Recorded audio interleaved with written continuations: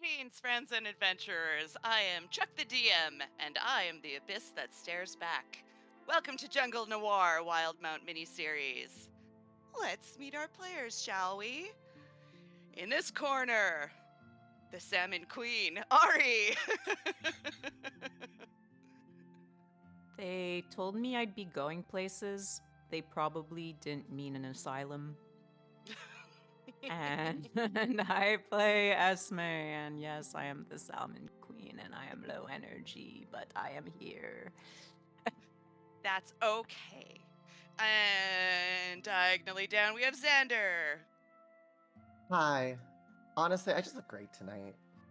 You I'm too. Zan, and I play Sir Geoffrey Tremella Cremini Chegason, your gnome paladin.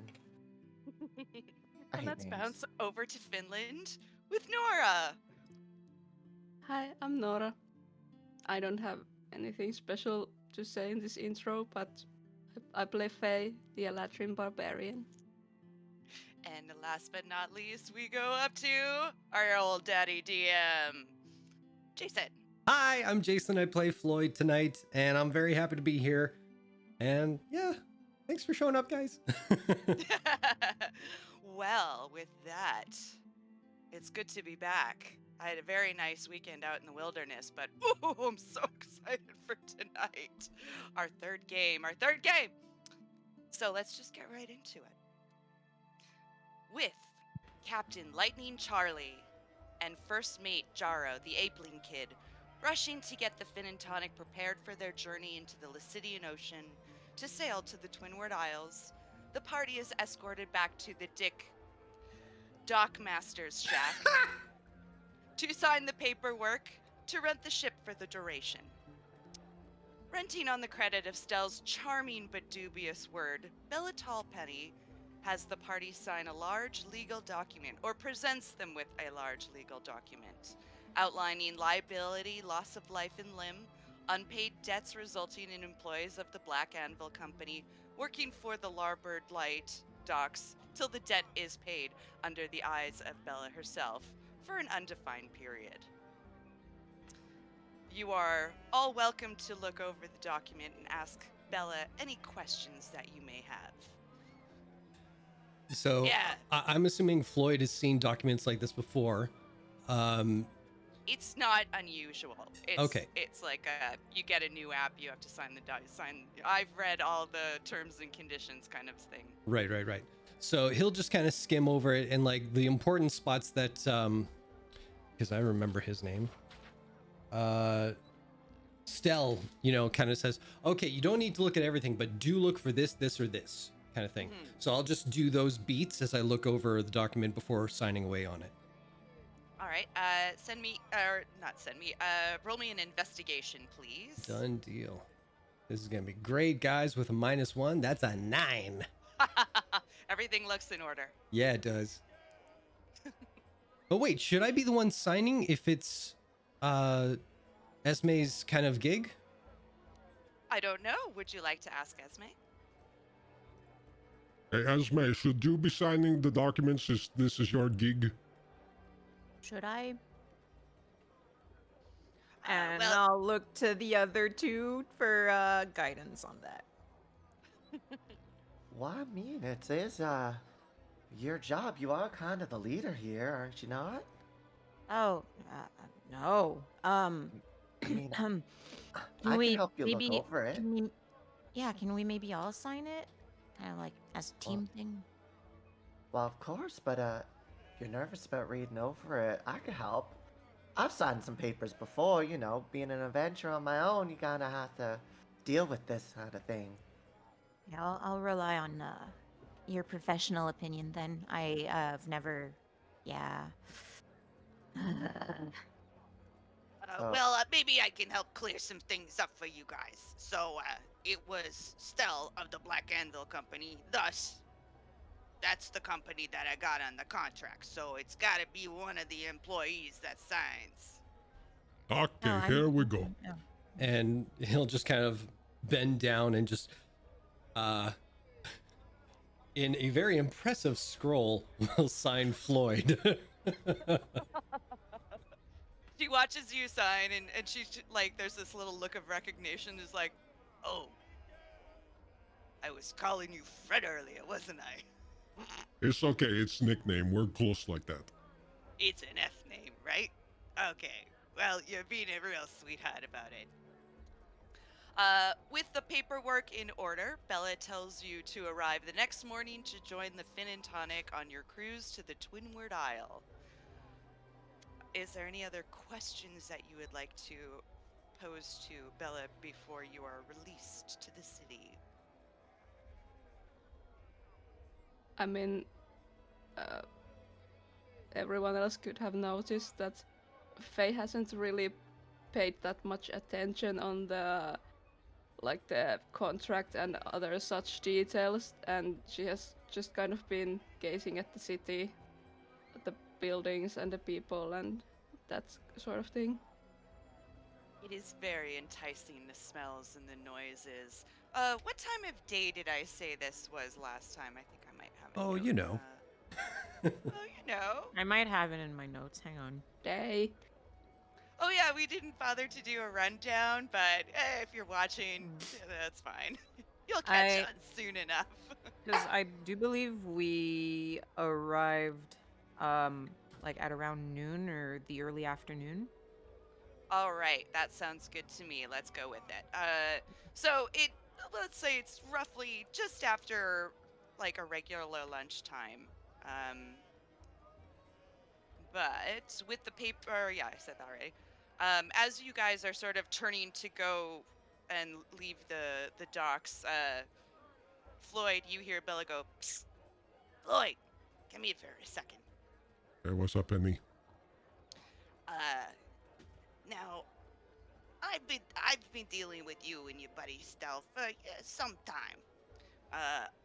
I know that he's got that legal trouble up north. So if you guys are a little short on cash, he didn't offer a deposit for this boat. I heard you, that Faye girl, you look like you can handle yourselves. Would you be interested in making a little bit of money on the side? I think in this sort of situation, I need details. I was about to give the details, just asking if you wanted to make some money. It's like you're reading my mind. Right? So I heard someone's running some underground pit fights, high rollers. Not quite on the books, somewhere in the city. Floyd, you have rolled me a history check, actually. Okie doke.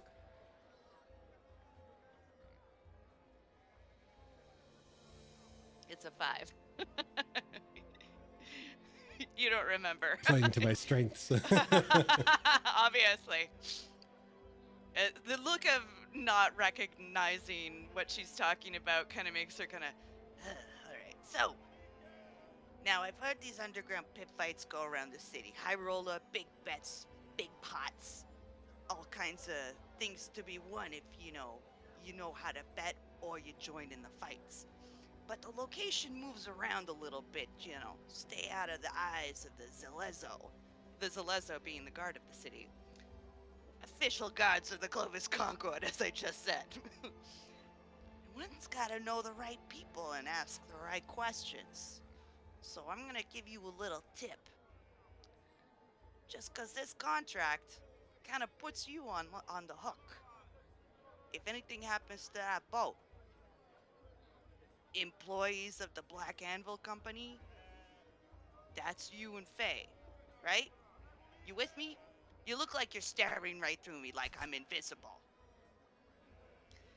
Regardless, go to Marcello's pawn shop in the Tumble Downs. Ask him to buy a rock of gravity. All right? I should actually be writing this down because I won't remember any of that. As smart as Floyd. Yeah. No, I'm engrossed in the story, and then you're asking me things like, "Oh shit, yeah, this is a conversation," and then you're giving me details. I'm like, I won't remember that. Shit, if only I could write it down. Oh wait, I can. So, What's the name? Marcello's pawn shop. oh shit, now my pen doesn't work. I got it. Marcello. Yeah, but you're not there. Pawn Yeah, but I can shop. still have the notes to remind the I player. want to be responsible for once. Marcello's you- pawn shop. What pawn shop? What's what was the rest of it? There's a password or something? You gotta ask him to buy a rock of gravity. Rock of gravity. Got it. Now, Floyd, I'm trusting you to keep mum about this. You know, don't spread it around. If Okay, the you're ship giving me goes that. down, then we all go down. So Oh yeah, but if you survive and come back, it's a possibility. People do survive shipwrecks. You know, lifeboats and whatnots. You're a good kid. Why don't you go join your friends? okay. All right. He just walks away. Darrow, take this guy. So as Floyd gets back to the rest of the group, Hey, how much time do we have again before we set sail? Tomorrow morning, you got all night. Oh shit, she heard me from all the way over here. Okay. I'm sorry, I thought they were asking the character. All right, so Penny told me about this fun place that we can go and we can have drinks and food and all that kind of stuff. And we have secret passwords, so it's like very VIP. We're like, we're the in crowd apparently. So Oh, I say we what go kind of do that tonight. what kind of food do they serve? It's gotta be a very good Nachos. place. What are Sorry. not? Your camera What? froze. Of course it did. You're just like, I would appreciate it if you look me in the eyes when I'm talking to you. No, fuck you. That's later. Well, seeing as we're by the ocean and everything like that, I imagine there's probably like a lot of seafood, so like calamari, if you like that sort of thing, or like grilled salmon or popcorn salmon kind of shit, you know, stuff that Oh, cats does would it like. have coconut in the One way to find out, bread? right? Oh. Well, I did want to sightsee a little bit. Do we have time before you have to go to your fancy restaurant? Probably. Okay. Okay, I'll see you Sure. guys there. Bye. Okay. he walks off. but, well, He's the only one who really knows the city. Floyd. I didn't think of that. well, I don't think you told us where we'll be You could follow going. him. Yeah, Floyd. I think we should be moseying in his direction. Yeah. I don't know if I'll be able to keep up though. Do you want me to What? pick you up? I appreciate it, but I am a grown adult. Oh, sorry, I didn't mean it like. I don't think that. I think we're losing him. We should probably. Yeah. I just. I guess. Yeah. Scamper after him. Yeah. Anyone who wants, roll me a survival check. Oh shit! I should actually. Oh, is this me too? Open. No, My not name Floyd. My Okay. apologies. No worries. Hang on. I need to open stuff. I forgot. No, I do not want to create a free account. Hey, Hey. 18. Nice. I love having 50. +0. Same. Oh my god! Why am I like signed out of everything? What the fuck? I'll let you Yeah, I sign was in signed because out we got as it. We got well. a 15 and an 18, so I'll continue. So he's a giant bugbear. He's pretty easy to spot through the throngs of people going back to work after lunch. So you guys can follow him pretty easily and catch up, unless he's like dashing. Where are you headed, Floyd? Probably to the place. Oh, right now. Because he doesn't know any better. You guys are heading through the larboard light towards the tumble downs. Floyd seems to be on a mission. So if there's things that you guys want to stop and see, you probably have to make Floyd stop walking. Yeah, I was gonna say if we do catch up, I'll just ask Florida. Can you give us the name of the place where you want to meet up? Cause we'd really like to see some sightseeing and then see some sightseeing, seeing some sights. But and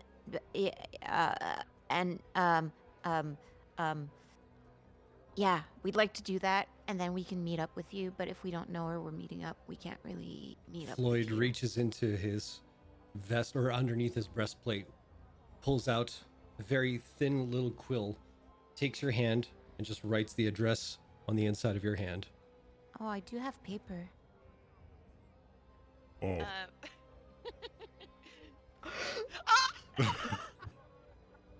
Ew. Where's your paper?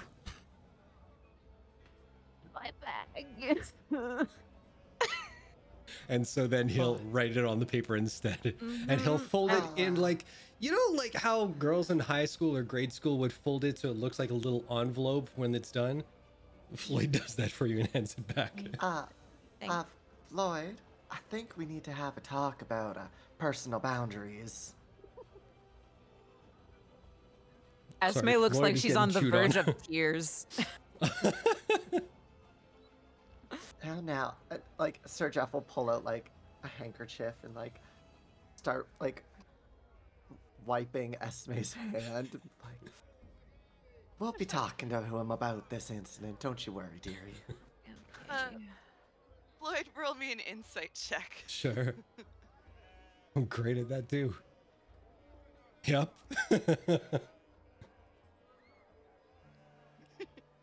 Y'all got any inspiration? I mean, I'm not used No, to it on this. now you know how it feels.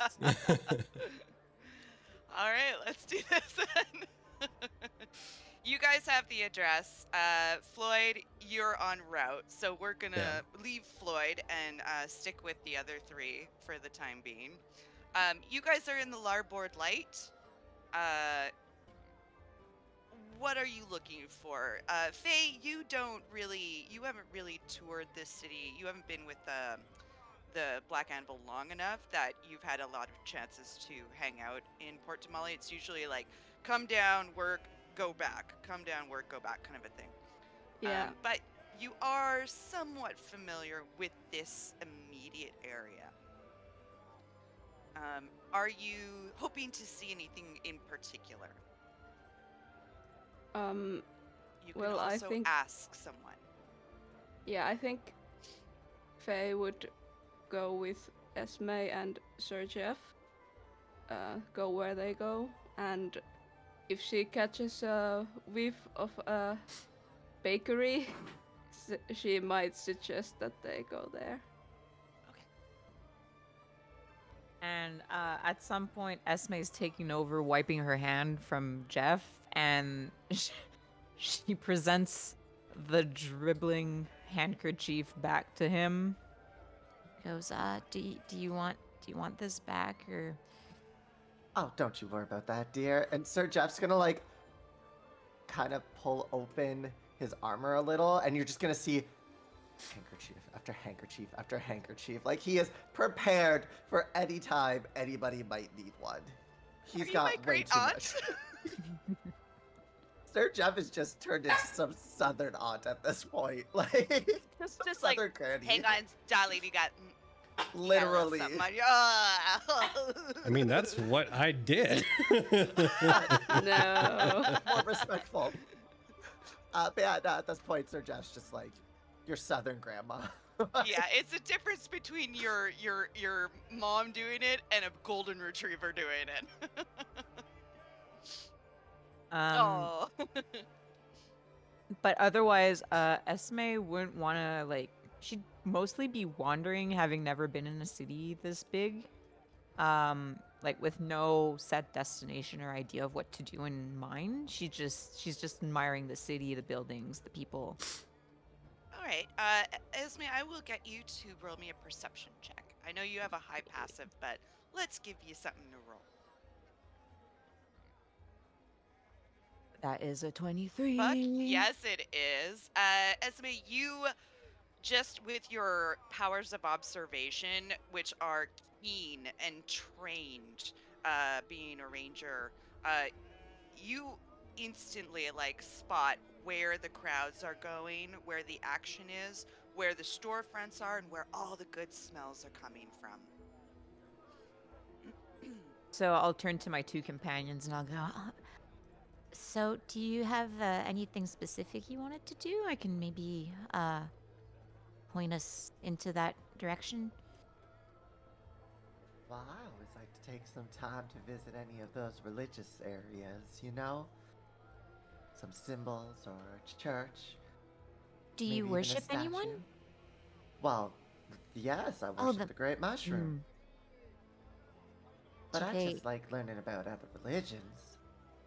do they have a shrine or a temple to the Great Mushroom in cities like these? I don't even know if anyone else worships the Great Mushroom. How does Sometimes that I. work? I thought gods had massive followings and that's how Very exclusive. they become gods. Is that right? Well, I'm not sure. I've never heard of anyone talking about the Great Mushroom. But, you know, it's how I get a lot of my powers, and usually only get your powers from a deity. Well, unless you sign a contract, but I didn't sign any contracts for that. And you, Faye, is there anything you wanted to see? Well, if there is a bakery, I would like to see what they have. Okay, so I'll assume that I've probably, having smelled things as per your description, I'll probably be able to point Faye into the direction of a bakery.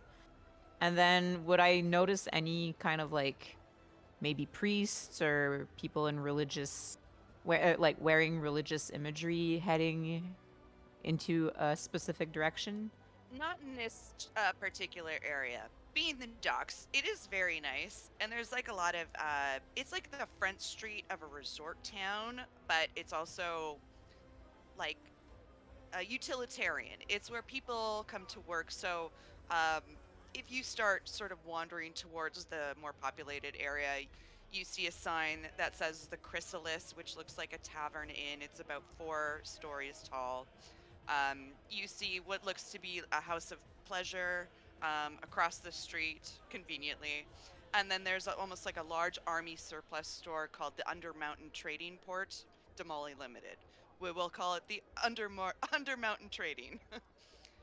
So that's the kind of situation that we have in this area. Places to stay, places to eat, and places to get supplies. Okay. Uh, if you push into the city, you'll find the Gilded Esplanade, which is. I don't have the notes on this page. The Gilded Esplanade is more of like a high-end arts, and I think, uh, uh, you know, what? I'm struggling. I'm just gonna go actually check rather No than worries. try to make it up. Here we are. Choo-choo. There we go, Port Damali. Um, Gilded Esplanade is the district most associated with Port Damali. Extravagant and sparkling district. Prestigious artists, performers, festivities, markets, expensive goods, high-end global imports. And then past that is the crescents. And then beyond that, what you first saw when you came around into port was the tumble downs where Floyd was headed. Does that Okay. give us a little bit more clarity, or am I talking in circles? Yeah, no, Okay. I got Well, that. So, Esme would definitely be interested by the Gilded Esplanade. And if we can find a bakery on the way, then we could stop for Faye. For sure. and like Sir Jeff would like emphasize like, don't go out of your way to try to find one. We'll be coming back at some point. He'll find one eventually. It's not that big of a deal. Oh, but if But we, I don't know where the temples are in this city, but if we do come across one, we can stop. I Certainly. mean, mighty appreciated, but don't want y'all to be worrying on my accord. So we'll get that bakery and probably head over to that fancy restaurant. Okay. So if you guys push it into the city a little bit more, you do notice that the utilitarian, practical side of the docks starts to become more decorative. Deeper shades of red painted buildings, finer roofing, more extravagant storefronts and whatnot. You see, there is definitely a bakery. You can smell it before you see it. It's called Honey Bunyum. And I have it right here. Where did it go? It did not update. I have it on my computer. I thought it updated. Honey Bunyum is a bread loaf shaped stone building. Looked like it was carved out of a massive piece of single granite. Impossible. It looks impossible that it exists in this era. Like the technology shouldn't be around to make this building. It's probably was magic wrought. Would you like to go into Honey Bunyum? I have never seen a bread so big. Well, dearie, I don't think that's actually a piece of bread. I'm I pretty think it sure might just that's be a rock. stone. Mhm. Oh, Well, then I it go it, touch it it. Yeah. looks very accurate to real bread. I still don't have the descriptions not updating. Hold on. Hi everybody Well, in chat. yeah. You're We so can awesome. continue Thanks for talking. watching. So Oh, there it while is. I we're found it. I oh, found it. okay. I I was gonna didn't say while we're waiting for the bakery to open. The bakery is open, and people are leaving with big smiles on their faces, with many armfuls and baskets full of delicious-looking, flaky baked goods. And as you go inside, you see something you were not expecting to see in a bread loaf stone bakery, which is a 7'2" severely hunched hag behind the counter wearing a flowery apron. She's got yellowed parchment like skin, liver spots everywhere, a long pointed nose. Um, but one of the most sweet and genuine smiles, despite how almost dark brown and sharp her teeth are, rows upon rows, shark like. Her eyes sparkle with the clearest blue as she puts together and makes pretty cute small talk with one of her customers. And behind her, you can see running back and forth is a small red-headed gnome, freckled, big mop of curly hair, wearing a matching little apron. And this is Honey Bunyum. There is a collection of pastries like custard buns, lemon poppy seed danishes, pain du chocolat, croissant, just to name a few. Awesome. Awesome. Well, I'd be interested in knowing if they have any of these delicious pastries, but without any of those eggs. Are you? Are you Can you allergic not to eat eggs? Well, I don't know if you've noticed, but I haven't actually partaken in any of the meat consumption. Are meat? Oh, are it eggs meat? extends to eggs. I'm what we call one of those vegans. I don't believe in eating a live animal, since I've been so surrounded by nature and working with them my entire life. Oh well, I'm sure you can ask the nice old lady over there about it. Oh, that was what I was intending on doing, but once she finished her conversation, it'd be very rude to interrupt, Mm-hmm. All right. Well, I'm gonna go check out the lemon poppy seed things. Bye.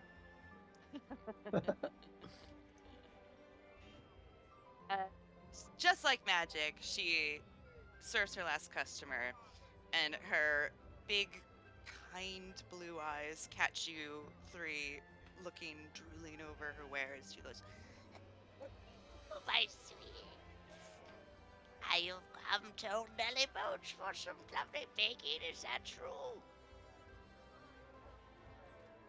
Sorry, we need Is moments. there something about my voice that is amusing to you? No, Am I some sort of clown?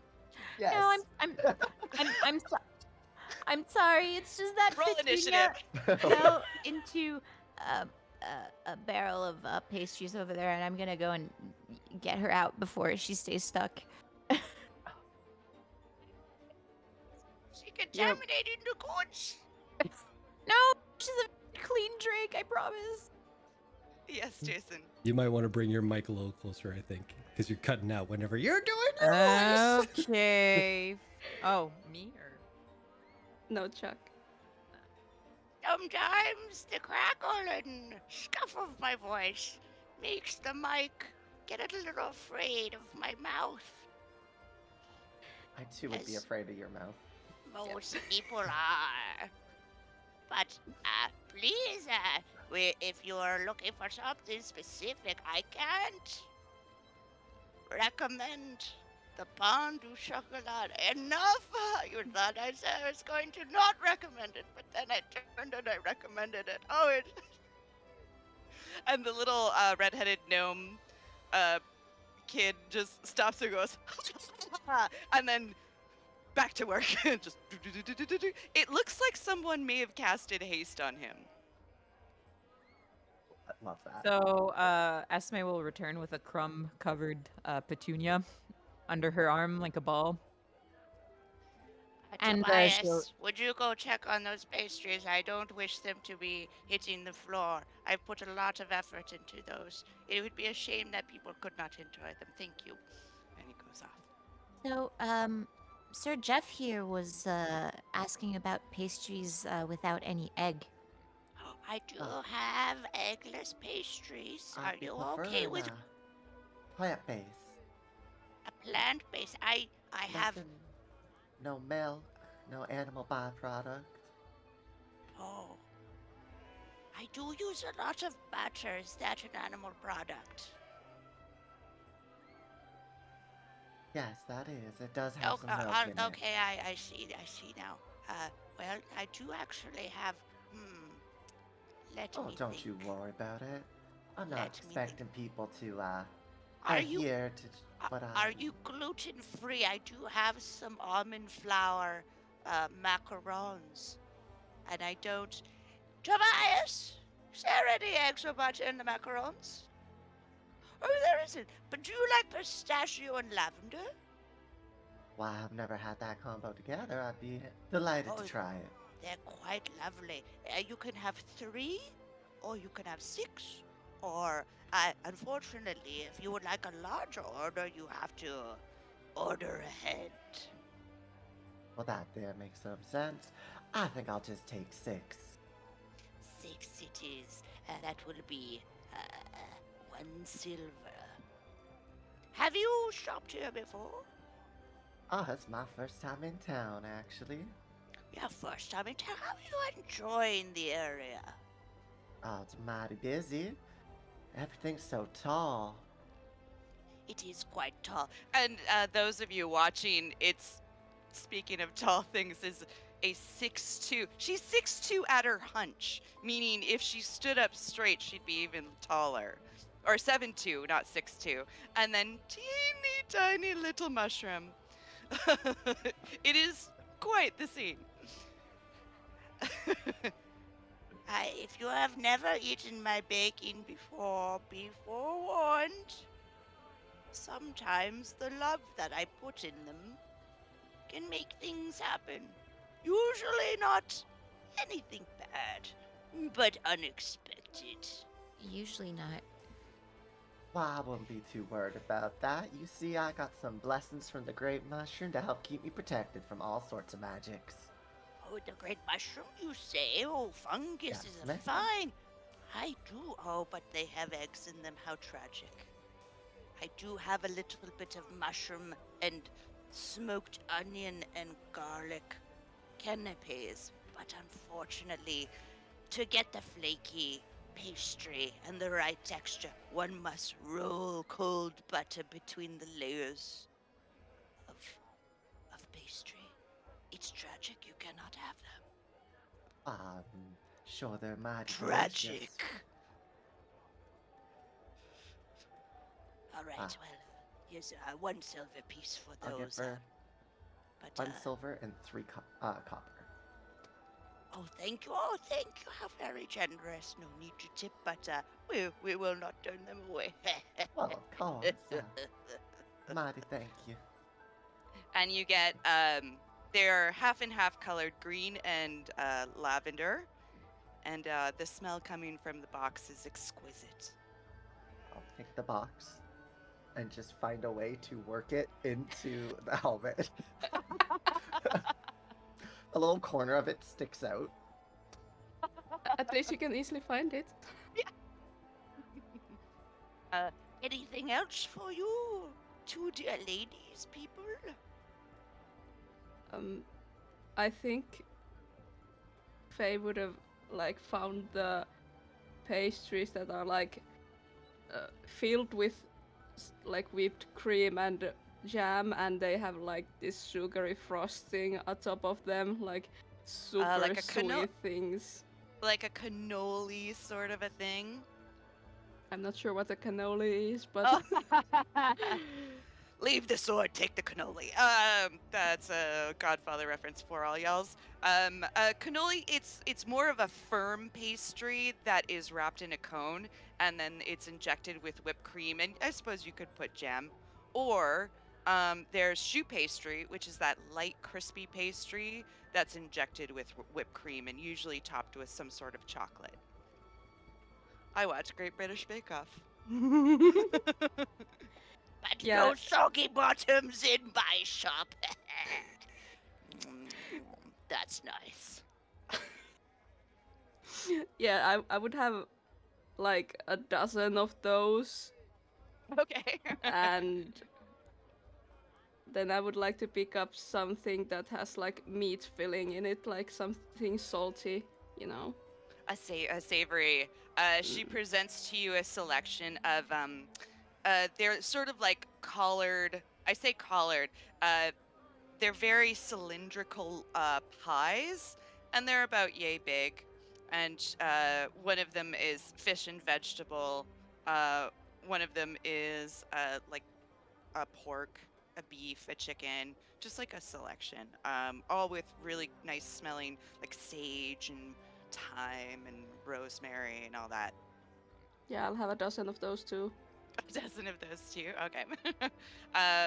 You are looking. I'm going to get you guys to put those into your inventory. Write yourself a little custom note. It doesn't have to be in your inventory, but you do have to know how many you have and that you have them.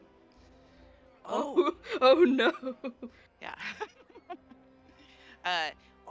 These are you are in for such a treat. Now I have to say, be careful. Don't gobble them all up.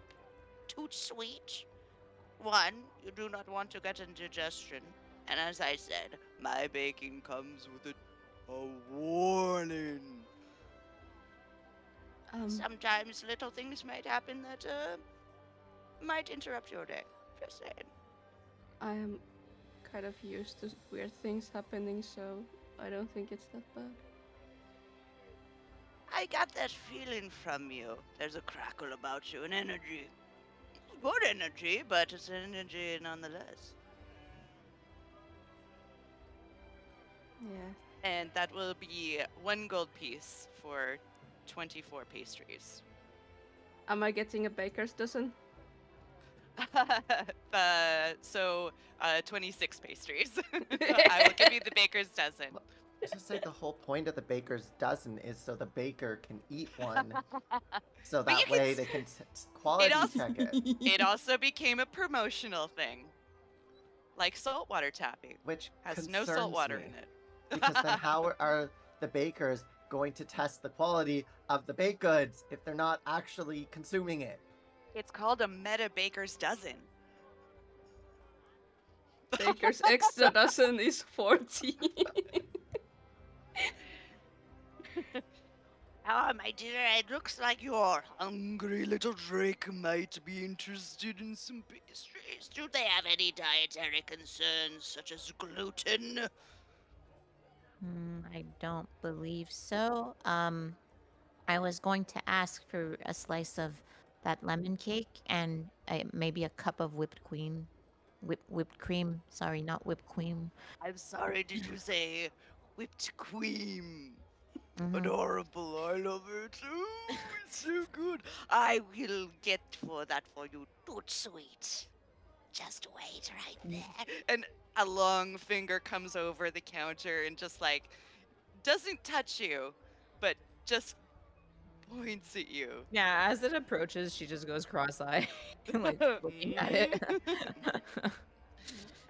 She goes and delicately cuts a piece of the lemon cake and makes sure she goes and gets a little micro mint and dried lavender and just like places it very carefully with tweezers and then comes back. It's in a to-go box tied up with string. Yeah, that And looks she beautiful. Thank you. Oh, you're welcome, my dear.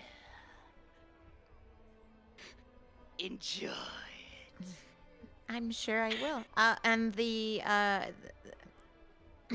the whipped cream. Oh, Tobias! Tobias! Where are you, Tobias? Tobias! and he just like pops out of the back and goes, "Yes, Nelly." Oh, Tobias, get me some whipped cream. Maybe a little extra because she had to wait. I forgot. I'm getting forgetful in my dotage. That's okay. That's okay. Yes. And your whipped cream arrives. And There is a she'll little extra. she'll hand it over to Petunia, who just grabs at it with her front paws and just goes like,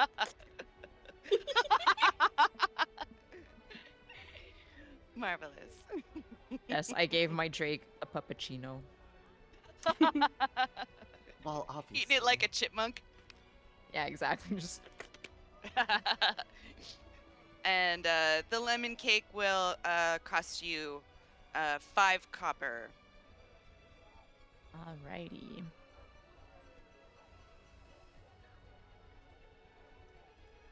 And I will add the lemon cake with the mint and the lavender on top.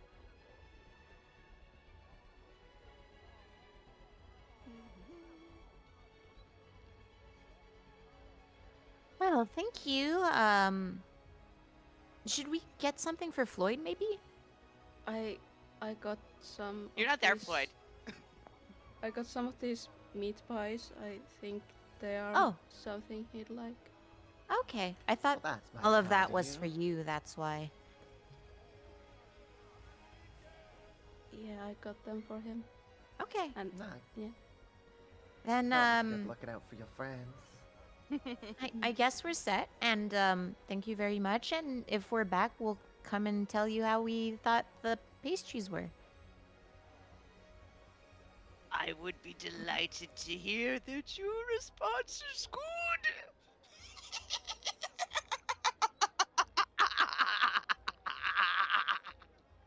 All right. Goodbye. Enjoy your day. Enjoy. It is beautiful and sunny.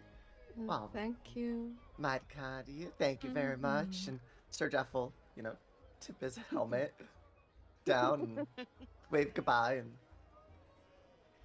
She peels off a little bit of her scalp and tips it back and then puts it down. Tobias, I need some fresh water to clean my hands. And she goes off into the back, just moving slowly.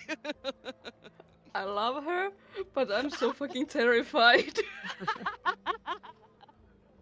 that was a mighty nice experience. I love a hag. I love a hag. She is So my fun. favorite character ever. I love her.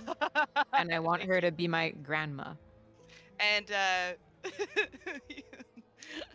do you guys eat any of the baking right off the bat? I would like to Nah. eat one of the sweet. One of the Sweet sweets? Okay. Let me just take a look at. Where did it go? I forgot what I titled this and where I placed it. Did you put it under how to TPK? Yeah, absolutely. Mm. Oh. It looks like a link from my old list is not working, but that's okay. I will look it up real quick. Hopefully. Here we go. This will work. As you bite into it, it's really delicious. It's the cream and the jam intertwine beautifully. The pastry is crisp and it flakes in your mouth. And to a point, you feel like you are being, you are ingesting something more, something taken from the world as you feel a magical surge within you, something you are familiar with. Can I get you to roll a 1d100, please? Ooh.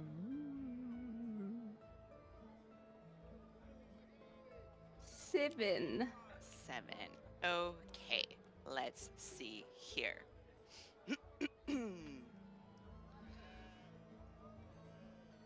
Until your next long rest, you have 3 luck points. Ooh. Right, that's right there. Write that down for yourself. You keep track of that, Yeah. so you know how luck works. I would like to. I mean, as soon as I feel that's magic, I would just like to look at the pastry and face eyes kind of flash with magic, and I would like to use my magic awareness. Mm-hmm. As an action, until my next turn, I can know the location of any spell or magic, and of a location of any magic or magic item, and when I sense a spell, I learn which school of magic it belongs to. For sure. So as you sort of tap into like the ley lines of magic of the weave that runs through everything, you notice a glow around all of your baking boxes. If anybody has magical items upon them, they would glow as well.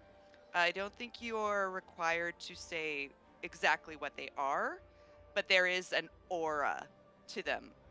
Um, and if you know the school of magic, that would be helpful.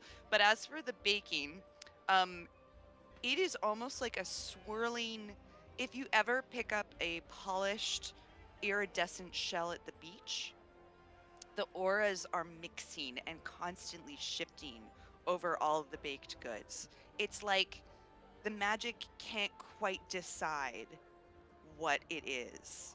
And so it's in this constant state of flux. So it would be very difficult to identify a specific pastry as one type of magic. Um, as for our companions, if you guys know the magic, that would be a help, or if you would like to just tell her, yes, there is a magical item upon my person. Yeah, you would see Esme's medallion that she's wearing around her neck that would glow. On Sir Jeff's belt, there is just a glowing red potion. That's regenerative properties to it. I think that's what makes up a healing potion. Mhm. Anyway, looking at It's- it, you're just like, oh, that's a potion of healing. Mhm. And then that's it. Let's see. Let me try and.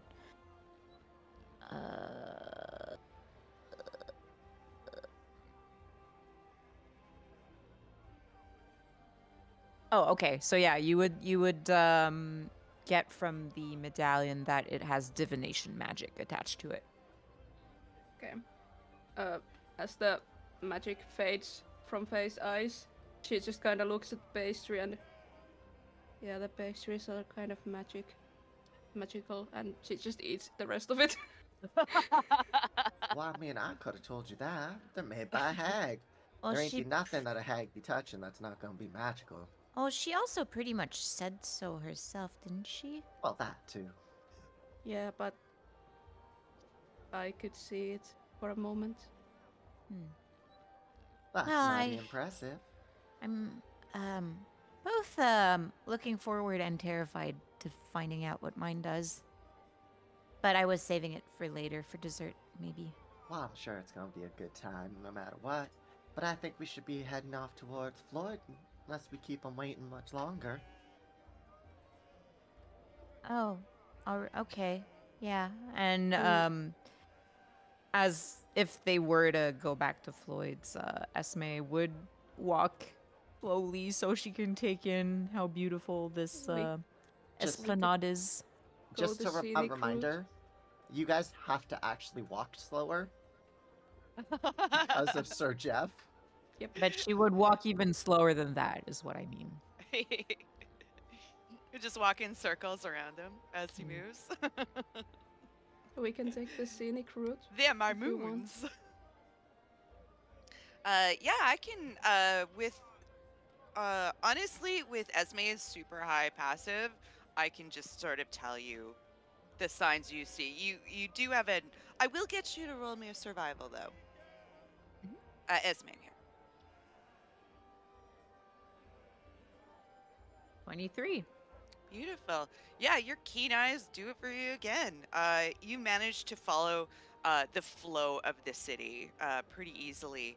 As you go through the Gilded Esplanade, you see sort of a very long, tall shop, uh, like almost like a art. Do you guys know the subways in France and their Art Nouveau entrances?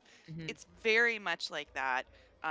It says the uh, tattoo parlor, and it looks like it's got beautiful art on the outside, and it has a sort of a sandwich sign on the sidewalk that says regular and magical tattoos within. Um, you can see there's like, hang on one second. I'm just gonna go. Yeah, there's like more shops that specialize more in object d'art. There's a couple of apothecaries. Um, but there's lots to see, and unless you're looking for something particular, I won't make them up as I go. I do have some in different sections of the city. Um, do you guys continue through the crescents? Well, Esme would dip in and out of stores just to kind of like get a feeling for what their wares are, but isn't really looking to buy. It's more like she's just looking at everything. Browsing. Yeah, window shopping ish. Each time Esme goes to window shop, Sir Jeff will just like wait outside. Not put off at all, just like, you know, a parent watching their kid run around. Just like, I'll stay with the purses. literally. All right. As you. Oh, go ahead. Yeah, I think at some places Faye would stay with Sir Jeff. On the other hand, just look around, and in some places that interest her, she would go with Esme, and kind of stay between the two of them. Make sure no one's too lonely for too long. All right. As you guys press into the crescents, the first thing that you really note is a large half-finished tower. It is going to be the new skyship port, but it is still currently under construction. And as you walk through, this is more of a residential area. It's quite high end. There is sort of a stream that runs through it with little bridges that cross over. It almost feels like a gated community, but not quite because there is quite a few temples, which where the crescent gets its name from is I believe it's 7 temples in a crescent shape, but I might be wrong. There is a few with symbols on their fronts that if any of you would like to make a religion check, you can do so. Ooh. I My wouldn't plus know. 0. Let's see. Okay, I rolled it. If Where you Wow, 18. Who am I? I know. Not one. Oh no. Oh, Sir Jeff, you are so overwhelmed with just the sights and sounds. You keep getting distracted. You stare at the construction workers working on the skyship port a little too long. They kind of walk past these temples. But Esme, you notice there is one called the Pearl Shrine, dedicated to Avandra, and another one dedicated to Palor, called the Sunfall Sanctuary. So I'll point them out to Sir Jeff and go, oh, there's 2 temples here if you wanted to check them out. Huh. Where? And like Sir Jeff will like adjust his helmet and like pull it back a little just so he can see a bit better. And Oh, she'll point out both temples. So those are this quite one looks nice. like it's in honor of Avandra, and this one to Palor. Well, that's mighty interesting. Yeah. I'll have to put a little pin in that one. Come back when we have some time. And the architecture is very interesting. Well, I Yeah, find Avandra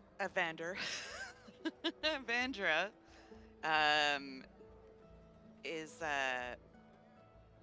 known as the Change Bringer. But if you're putting a pin on that, we'll put a pin in that, and we will press on. Okay. Sorry, I got a little distracted, and we're back. As you guys move through the crescents, because of the way you look, you do get a couple eyes, sort of like, what are they doing in here? You look like adventurers, whereas this is more of a residential area. But you head towards the beaded alley. This is where they have the big archways of beads and tassels everywhere. This is a little bit more of the bohemian area rather than the Gilded Esplanade is like the high street. This is more of like the village. And you pass by what looks like to be a school, but there is actually a bar attached to it, and you hear music coming from within. This is known as New Olam's Academy of Music, Academy and Bar. As you continue on, you can also, I'll tell you what's all here, and then you can tell me where you want to go. There is an arcane shop known as I should have named it this Nilkazoosh Realm Shop. And after that, there's like a couple of sort of smaller sort of hostel areas. It looks like a lot of bards are traveling, talking to each other, and yeah. So that's the beaded alley. Well, I wouldn't stop anywhere in particular, since we didn't want to keep Floyd waiting and we're getting close to dinner time.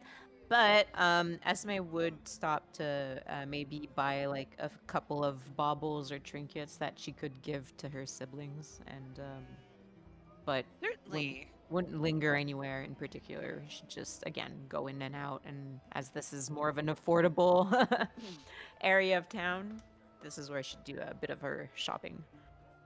How much would you be looking to spend on trinketry?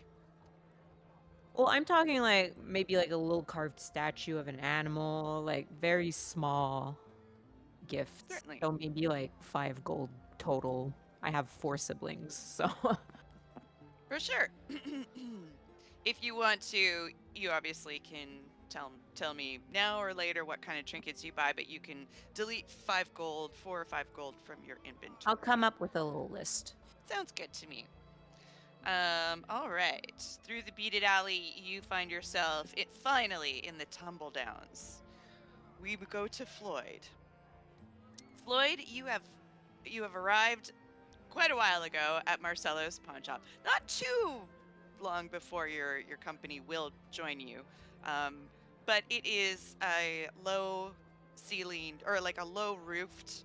It's got a sort of a ramshackle awning in the front. There's no real signage.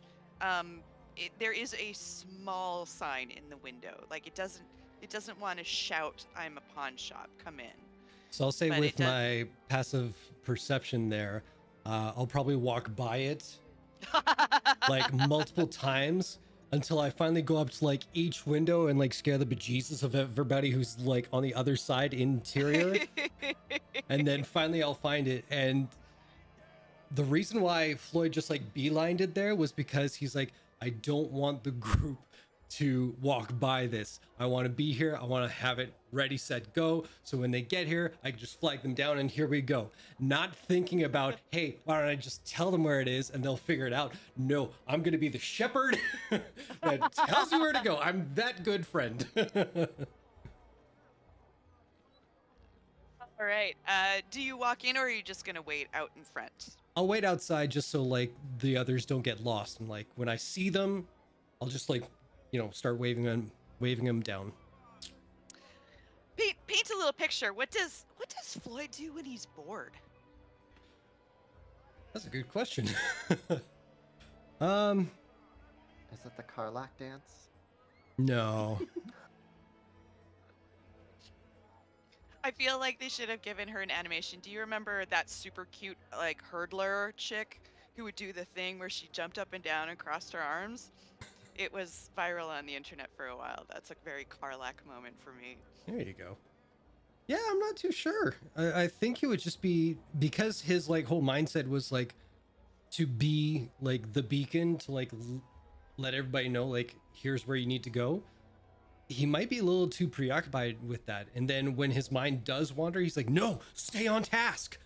Look for your friends. Your idle animation is just like kicking rocks and then standing at attention. Yep. All right. And lo and behold, eventually, probably, I guess you guys would have spent maybe an hour and a half or so. Just, you guys didn't tool around too long. And you arrive, and there is your bugbear shepherd waiting diligently in front of this ramshackle looking shop. Well, howdy there, Floyd.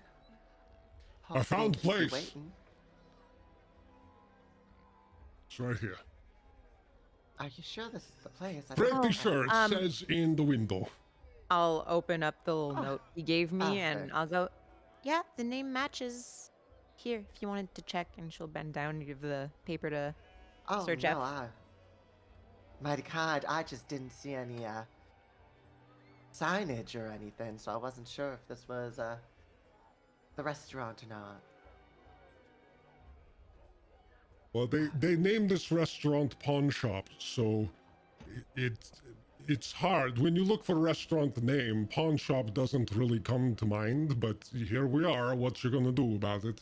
Okie smoky, here we go. Let's go. And he walks in finally. You lead the way. Sir Jeff will follow in. Oh, goodness.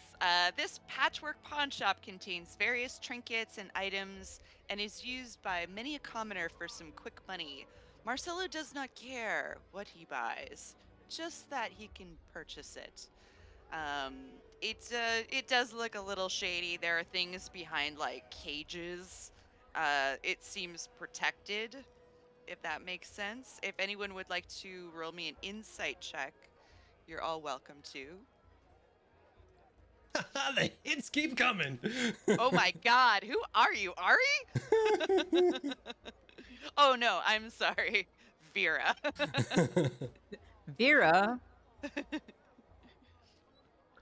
That's It's not Viria. a cat, but okay. All right. So with 15 and 14. I Oh, rolled sorry. 18. Oh, nice. Faye unusually gets this right off the bat. This is a den of criminals. This place is probably very suspicious of everyone who comes in. It's all this stuff is stolen. obviously. And you and Sir Jeff and Esme, you also get that sort of hint of this is a gritty place. This is people probably come and insist that the owner pays them so they don't burn the place down. Yes, Jason. Can I ask, is there anybody shopping in this pawn shop right Oh, at the moment? no. Oh no. Do I see It's anybody just in you. the place? You do behind like a very it's a very wide counter keeping the shopkeep far away from the customers. There is a sort of a normally built humanoid water genasi, and he's got sort of red eyes and what appear to be short watery dreadlocks. Um, and he's just sort of he's got a little monocle in, and he's inspecting, or not a monocle, like a loop to inspect some sort of gemstone in his hand. And he just sort of like his one free red eye just like rolls up, looks at all of you, and goes back to inspecting the gem, and then looks back at you again and goes, "Don't take anything that isn't yours." I want rock of gravity Oh. Oh, I see. and plate of nachos if you serve that today. I don't think you know where you are, good sir. This is a pawn shop. Well, this And was the he- place I was told to go. Yes, you said you wanted a rock of gravity. Is that correct? Yes. And Floyd blinks because he thinks that's how you wink. Uh, and he sort of like goes down, kneels, does not take his eyes off of any of you. It's like he can see everything. And he just sort of comes back up holding a rock about the size of a lemon.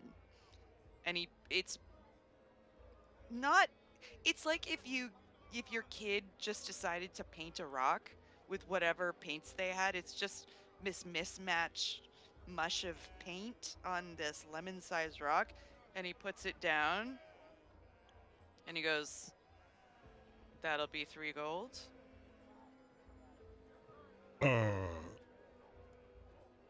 I didn't mean a literal rock. I don't think we're in the right place. No, friend, you give me 3 gold, you take the rock, and I tell you where it is. Savvy? The rock's I right there. believe I can this see is it. the way to know that we're getting entry. Here you go. And Sir Jeff will place down the 3 gold and take the rock. Okay, it's your rock now. He kind of like nods at Sir Jeff and slides Sir Jeff a piece of paper that has an address on it, and it says Beacon Manor in the Crestons. 6 p.m. Oh, is Beacon Manor the restaurant you were telling us about, Mr. Floyd? Oh, I don't know. This was the restaurant, I thought. Oh, but I believe we are going to be partaking in a fine dining at this establishment. Who And Sir, told you Oh, to see, come this is here? super secret. This is big VIP because you go to a location, they tell you to go to the other location. Oh, that's cool. Okay. Sir Jeff's going to be like, Don't yell it. this is their first time at the rodeo, I believe. oh, is I'll it be like making one of sure those? to educate them on the Is it proper like manners. one of those speakeasy places I read about? Yes, but don't advertise. So what kind of food? Oh, I there be- don't know. I Don't don't you- know. don't you be worrying about that. I'll be educating on that. On the There's n- matter, you have a great day now. All right. Make sure to ask when you get there. Present the rock, and ask them, "Would you like to test the gravity?"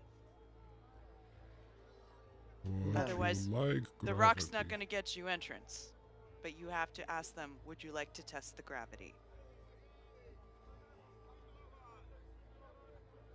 Perfect. He's also have a mighty sneaky, fine day. sneaky. This is fun. This whole time, the moment Sir Jeff clicked into what it is, he's had this weird, almost devilish grin.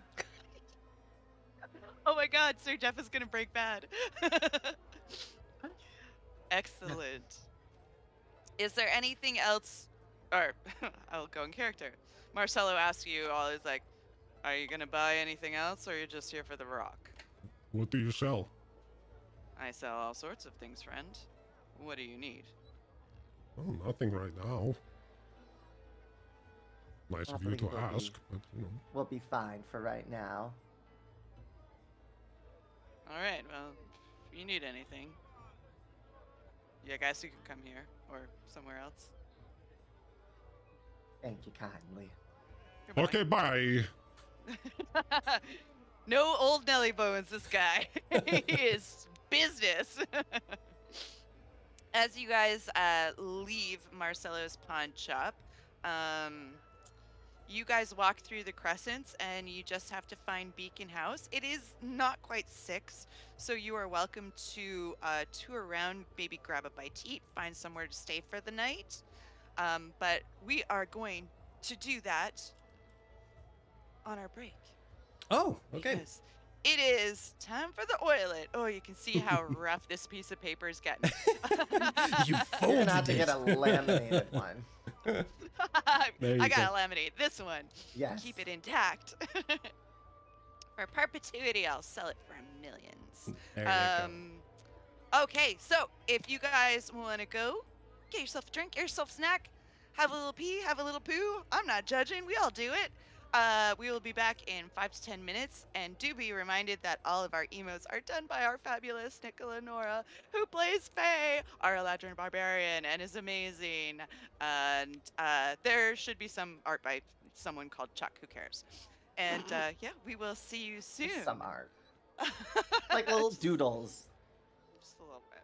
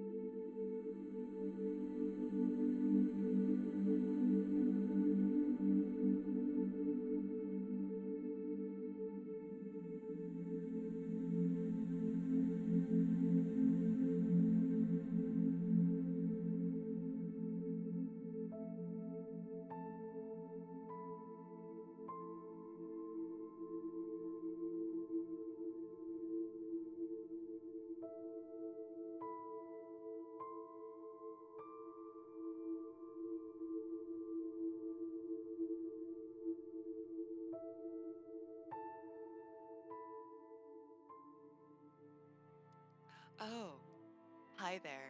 Are you here for a little bit of D&D? So are we. I would like to make a correction from before the break. It is Nora Nicola you can Google and find online. Because I am a dum-dum. Oh, well. You know what's doubly funny is that our Nightbot says the emotes are drawn by the amazing Nicola Nora, and you can find more of her work at Nora Nicola. It's old screen names versus new screen names. We should update because I believe, Nora, you're just on Blue Sky right now? Yeah. Okay, so we'll update the Nightbot, but if you Google Nora Nicola, you can see all of her wonderful art. Maybe hire her. Be fun. Hey. All right. So, when we left our party, you guys still had a couple hours to find a place to stay, maybe grab a bite to eat. You can even do a little bit more shopping now that you have the guy who knows the city back with you. What would you like to do? I would like to keep 3 of the meat pies for myself and go to Floyd with 10 of them and be like, I got this for you. What's And this? it's meat pies. Oh, Well, it's like a little nice- meat present. You. Okay. Faye, you might want to pass on that little warning. Yeah, the nice lady said that don't eat too many at once. Okay. They tend to have some magical properties, is one thing Faye's forgetting to mention. Right. Did yeah. you buy me drugs? No. I think. How about this? She I didn't watch you say. eat one, and then I'll decide if I eat these ones. Okay? I eat one of the of the meat pies. Wow, shit! If you're gonna call me out, okay. And you watch as Roll- like Floyd takes one Roll of the me a pies. 1d100 Yeah. after Floyd does his thing. No. Go ahead. I'll describe this as you go. So Floyd will like look at the pie and then just start 66. peeling away the top of it and like discarding the doughy stuff just to get at the meat inside. Floyd eats a mixture of venison, rabbit, and pheasant. Maybe a hint of wild boar. There is a smoky, bacony taste, but it is almost all meat, and it is freaking delicious. Ooh, Oh, it's savory, very meaty. satisfies. It's very meaty. 62, you said, and Floyd, you'll be rolling me a 1d100 as well. Unfortunately, once you eat another magical baked goods from Old Nelly Bones, it does cancel out your last magical thing. So No! you lose your luck point. No. I got a 90. You got a 90. Okay. For Faye, you Floyd. the rest. No, Faye first. Yeah. Oh, it keeps going. Okay. Oh yeah. It's a new thing every time you eat something. So you did lose your 3 lucks, but now you look at Faye, and Faye, while you enjoyed the meat pie, everyone else sort of looks. You don't really realize this, but everybody who's looking at you notices that you kind of like get an expression on your face, like you're uncomfortable, and you kind of feel like there's something just not right, but you can't quite tell what it is. You feel like you're having a hard time concentrating, and you will be unable to concentrate on any spells or effects that you may have, which I don't think you do. I do. It only affects spells and effects. So if that's it, you just sort of relax a little bit, and it's fine. And Floyd rolled a 90, you said? Yep. 90. Floyd, it's a good meat pie. You don't have any meta magic or sorcery points? No. Okay. You enjoy that meat pie.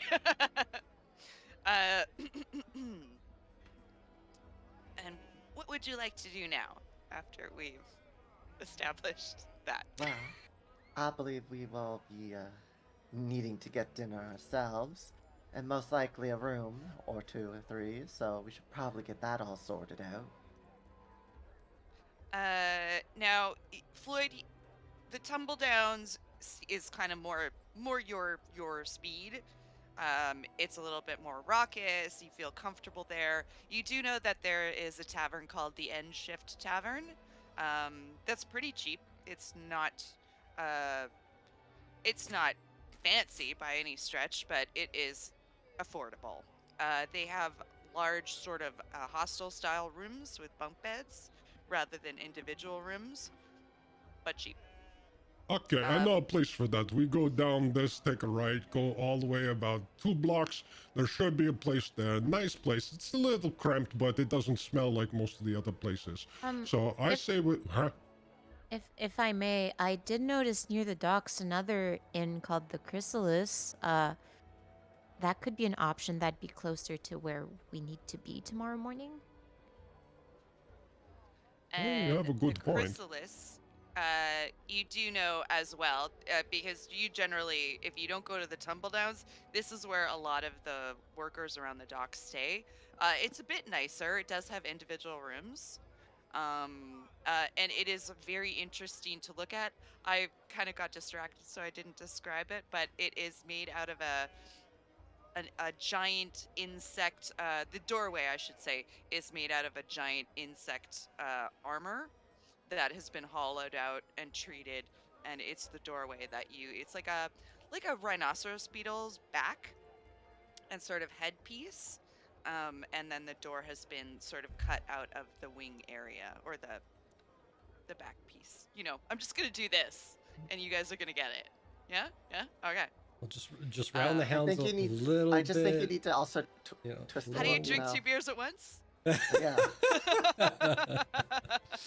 Can I ask, the first place you mentioned, is that closer to where we are now, and how far to from where we're gonna be going later tonight to the Chrysalis?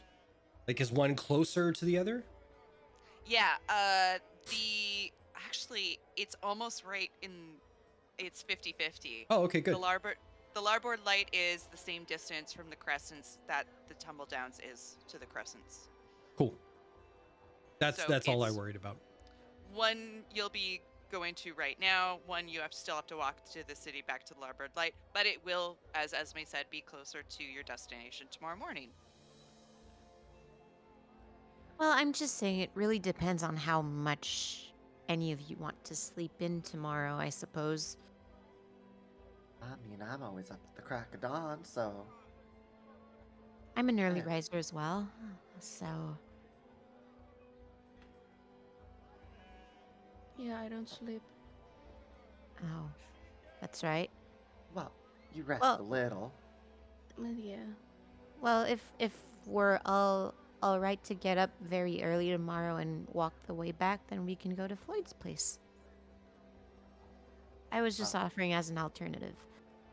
Well, from what I remember, it's about 50-50 between the two places, so it doesn't really matter. I like your idea that we're closer to where we got to go in the morning, so even if we sleep in, it's not far to walk. Yeah, that's what I had in mind when I offered. Well then, let's mosey on down to towards the docks and get us a room or two, or 3, 4. All right. You guys walk back through the city, and I'm just going to pull up. There we go. Is there any places you would like to stop again? Well, I feel like at this point, Esme would have finished buying all of her gifts, All right. which I can enumerate if you want to know what they are. Otherwise, I'll just send them over. If you want to describe what you got, you're more than welcome to. So Esme would have gotten a for Her younger brother, she would have gotten a harmless stage dagger with like one of those retractable blades. And it has a little compartment for like fake blood. And then for the twins, she would have gotten a small figure of an ooze because Ava is interested in that sort of thing. And for Ophir, she would have gotten a guide on the anatomy of rocks, the giant bird monster. And then like Lloyd's Rock. and then finally she would have gotten a small music box for the baby of the bunch.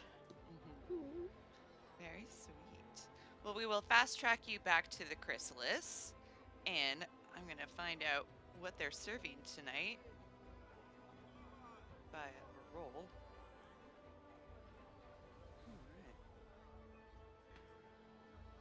Alright. You walk in and... Sorry, I forgot the number immediately. And it says on the board that it's the mystery meat night. That's all it says. It says question mark mystery meat night question mark. I hope they be having some other options, or I'll be eating rations tonight. Well, you do have your pastry from the bakery. I'm probably I do gonna have be. a pastry, but sweets really aren't a meal. Well, I'm Need to be probably making gonna sure be. we eat a balanced diet, you know? Well, I'm probably gonna be eating my own for dinner because mystery meat doesn't sound very inspiring. So you guys walk in, and the lobby is sort of like a carved stairwell that goes down and then takes a turn. And as you sort of enter the large part of the tavern slash inn, you notice that you've actually are below sea level. This is sort of right by the water, and it seems like more insect-like windows have been placed into carved rock, and you can actually see through them, and you see fish swimming past in the bay. That's the word I'm looking for. The bay. It is a very serene and wonderful image. Sorry, I forgot I wrote that. I was like, oh yeah. It's run by an ex-adventuring duo known as Evie and Clairol. Floyd, you're familiar with this pair. You see Evie working behind the bar, serving people. It's not very busy. It's sort of like kind of happy hour, so there's a couple of people having cheap drinks and just hanging around, some locals. And she sort of sees you, being the bugbear that you are. You're kind of known around these parts. She just gives you a brief wave. Tries to smile back. Hi, Evie. Hi, Floyd. How you doing? I'm good. Okay. You guys staying overnight or? Yeah, we're gonna get some rooms and some food, I think. It sounds like the plan. How are things? How are tricks? Oh, Clairel's in the back cooking God knows what, and you do sort of smell something that's very soup-like, stewish. Ah, it's the soup again. I got the runs last time I tried their soup. Well, we got those guys coming in with their bags of holding, emptying them out, and selling us whatever meat they picked up. So, I mean, it's not rotten, it's preserved, but yeah, but it gets all the astral fluffies in the stupid bags, and it mixes it all up, and it gets caught in your teeth. It's shit, man. We rinse it off the best we can, but astral fluff being what it is, it's in everything. It's like when you have me! pets. Hold on! Wait! What? And he pulls out 4 of the meat pies that were gifted to him. Here, put this in the mix. It'll take away some of the bad taste from the bag of holding ones there. Oh dear. She goes, okay. And she goes and goes back, and as she opens the swinging door, you see a very tall male firbolg who's kind of dressed in a barbarian style, like just very, very rustic looking, and he's just stirring a massive cauldron of whatever stew is cooking. And he's got short, straight, dyed purple hair and green skin. And he just sort of like glances out and gives you like the sup. And she goes in. But you guys are free to find seats. And she comes back out and she's like, Are you guys eating early? You guys want rooms? What's the deal? Well, I believe we'll be taking 4 rooms if you have the space, and since we have something at 6, I think we should be eating a bit early. Sure. We've got the mystery meat stew is on, or there's your just like cheese bread. I'll have the cheese and bread, please. Cheese and bread for you, babe. Anybody else? I've got a bunch of the other meat pies. I'll just have these. Okay, can you eat those in the room? We kind of want to like. Oh, fuck me. Yeah, okay. I'll eat them outside. I'll tell them I got them here, and they're so good. I'll send people inside. But then if people want them, we don't have them. Well, fuck. You sold out. We did sell out. Right. And then you sell them the when we bag opened stew. this tavern. Yeah. What? And stopped adventuring. She has a forlorn look in her eye. The most unhappy person. You're like going to a dark place right now. You need to drink a little bit, man. Forget your problems. She holds up a rocks glass. She goes, I'm ahead of you. Oh shit, you need to stop drinking. It's not working for you. I'm getting mixed messages. Okie dokie. So for the rooms and who wanted, sorry, I skipped ahead there. Who wanted what to eat? Floyd's taking care of. Esme's having cheese and bread. Sorry, Nora, go ahead. I mean, Faye wouldn't really need her own room. And so maybe we don't need 4. Well, if you want to bunk up with someone, you better ask them. Well, we usually bunk up anyway outside, so I don't mind that. I will just make one suggestion, is that whatever room we're in, that we're beside Esme's room, because shit goes down, that's who we got to protect first. Wow. All right. So one room. You can take care of yourself. You know that. I'll get a room for Petunia and myself. Okay, so 3 rooms are good. Sounds like a plan. Okay, let's see. La, la, la, la, la. Each room is for the individual rooms, it's 5 silver per day per evening, and for the double room, it'll be 1 gold piece. Okay, I got that. Oh, okay. I'll give my 5 silver. Yeah, I was mean, gonna like, say I can pay for myself as well. Yeah, no, I got me and Faye. Oh, okay.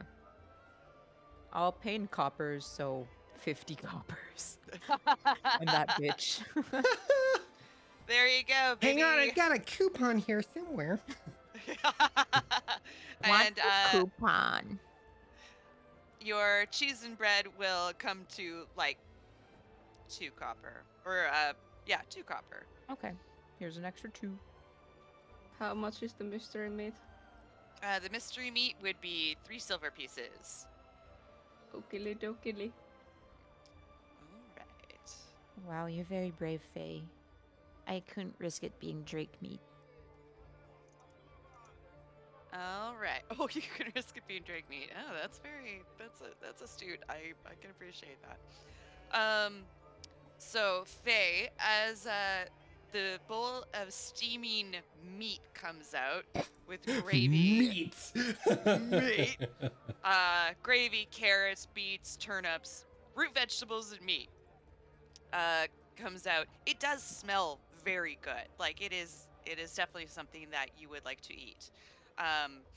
Because how many pies went in it? 4?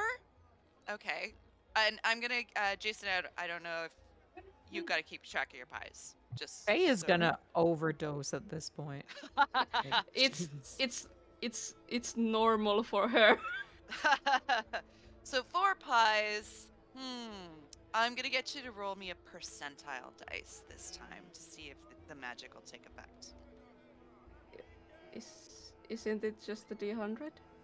I think it is. Yes, it is. 1d100, please. 9. Wow. Okay. Roll me a 1d100. It was a 25% chance you were gonna get a magical effect. 19. 19. Let's see. Let's see. Oh, scrolling. Ooh. You gain 1 bonus action until a long rest. Just one time or like every turn? Every you know what? It doesn't specify, so I'm gonna leave this up to Lady Luck. Okay. Nora, roll me a 1d4. 1 to 2, you get it once. 3 to 4, you get it every turn. That's a 1. Oh. You get it once, so you can use it on any turn you'd like, up until your next long rest. Still pretty cool. Still pretty cool. So I'll let you know that Floyd will have 2 of the meat pie innards for dinner. Okay. Yeah. Roll me 2 d100s. Coming up. And you take the second one will be the actual. Oh, I get you. Lasting Okay. effect. Cool. 189. That's not what That's- we wanted. Let's do That's this not- differently. Okay, Yeah, so yeah. there's the first. I think you have to roll it one at a time, I guess. Yeah. A 7 or a 12. I don't know if there's going to be too much difference between these two. 7. Weirdly enough, 7 was the 3 Lux. Fuck off. But- Oh, 12 will be. even worse. Okay, I love how this is written. You become completely intoxicated for 1d10 rounds. This is how it reads. During this time, you had disadvantage on any dexterity, intelligence, or wisdom-based check. You must also succeed on a wisdom check, DC, and blah blah blah blah blah. But yeah, and then it goes. Hick. So, as he eats, are you outside or you're inside? Yeah. Oh, no, I'm outside because I promised I wouldn't eat it indoors. You instantly feel this rush of like you've been drinking heavily all night. And roll me a 1d10, I suppose. Now I roll high. What did you 8. roll? 8. An 8. So 6 times So- 8, so 48 seconds. 48 seconds, you feel woozy. You almost feel like you got food poisoning. Is it too soon? Is it too soon? Oh, you poor bastard. Jason has not had a great. He was eating a cookie on break and found a fucking nail in it and then got food poisoning the other night.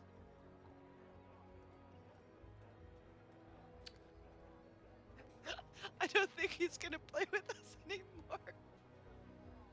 Okay, I'm so The sorry. world is trying to tell me something here. I think it wants me to die. Oh my god, the world is a vampire. And it's Yep. me! I'm gonna get you to roll me a constitution check. Oh, for sure. Yeah, you're not within 10 feet of me either. Sorry, check or... Saving throw. Okay. Good on you. 10. That's all you needed. Oh, This incredible rush of dizziness and drunkenness hits you, and you feel like your head is spinning, but you're like, you're a tough dude. A little bit of dizziness isn't gonna make you harp or anything, so you kind of just shake it off and give yourself a couple slaps, and you're like, what's going on? And then all of a sudden, you are right back to being sober Floyd. It's a very strange occurrence. Floyd will just gently and casually look in the crack of the door to the establishment just to make sure that everybody's preoccupied with either looking forward to their meals or enjoying their meals. And then he will dip behind the back alley that is completely out of their sight anyway, and just empty out the rest of the pies on the ground and go back inside. I got them for you. I'm not doing that again. I love the gesture, but nope. Amazing. Okay. You guys enjoy your dinners, all magical effects set, unless someone decides to have dessert. I was gonna say, Sir Jeff would unravel one of his rations. Mm-hmm. And this one is just a little salad in a sandwich. And we'll have that, and then we'll have one of the macaroons. Bacon, lettuce, tomato without the bacon. One of the macaroons. Roll me a 1d100. I didn't think I came up with this right before we started, and I didn't think we were gonna have this much fun with it. 54. 54. Let's see. There we are.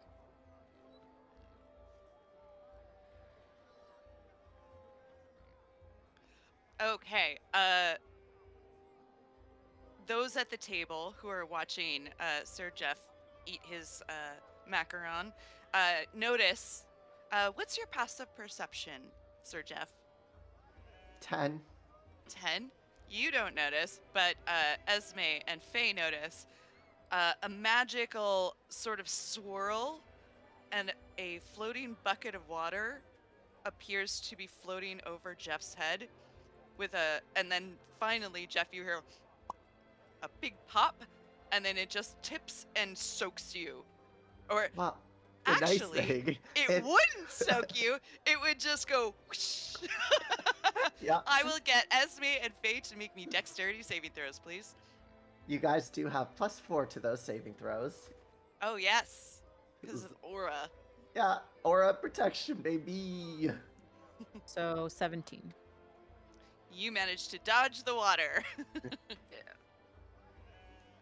Yeah, you both managed to dodge the water 21. splashing.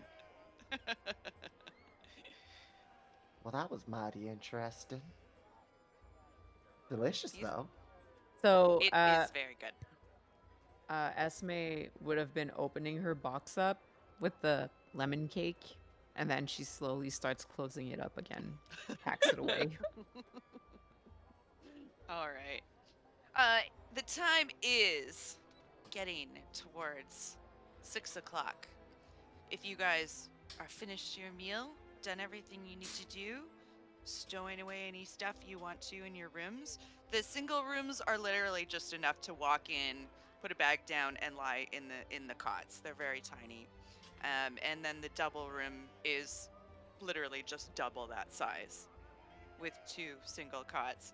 Of course, not meant for bugbears, so Floyd, you you might find a chair in the hall that you can put at the end of the bed for your feet to go on. We can also just kind of get the beds together so that Floyd can like rest in both of them.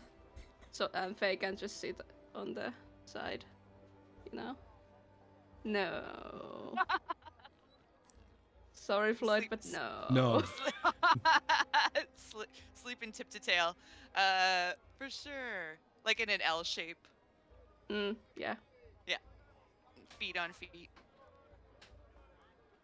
Sorry, I'm looking at you, Xander, for reaction. Like, oh no, I mentioned feet.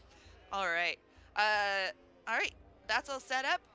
Are you guys ready to go to the Beacon Manor? As we go, Sir Jeff would explain, well, I know we've been under the impression that this might be a restaurant, but I'm thinking this is something more physical, that more underground. Well, it is going to be a physical place. I mean physical as in, I do think we're going to be entering into a fighting competition where there might be some betting or participation. Oh. Now, But this is why? not my first time at the rodeo, so just make sure you're keeping to yourself. Try not to start any fights outside the ring. Why would people be fighting there? Oh, usually people are betting. People do it to test their own strength, try to make a little extra coin. Those who bet try to make a little extra coin. It's really for the entertainment of it all. Fighting for entertainment? Yes, ma'am. I don't Now, like that. I don't know about y'all, but I'll be signing out. These ruffians need to be taught how to properly handle themselves. You go. Now, some of these, it is no magic, no weapons, only your fists. Some are a little bit more lenient in the rules, so we gotta make sure we check those out, because if you break the rules, they will find a way to get you to the guards without getting themselves in trouble, or they'll be dealing with you themselves, and that's never a good time. Floyd, Mr. Floyd, do I have to go in there? What are we going in there for exactly? Does Floyd remember his conversation with Bella at all? He's trying to kind of come to terms with like the idea that there is no food. There was mention of something else, but he was kind of like out of it for a little bit. And he's trying to grapple with the reality like, oh, this is not exactly. What did I think it was before? Why is there such an enormous amount of noise in the background right now? I mean, if it's a fighting ring, it's usually for money. Yeah, I don't really feel like I'd enjoy that. So if I'm not needed, I'd rather stay outside. Well, I think when going into situations like this, it's best to have your whole group there in case things get a little bit ugly. Floyd, roll me a history check. Your strengths.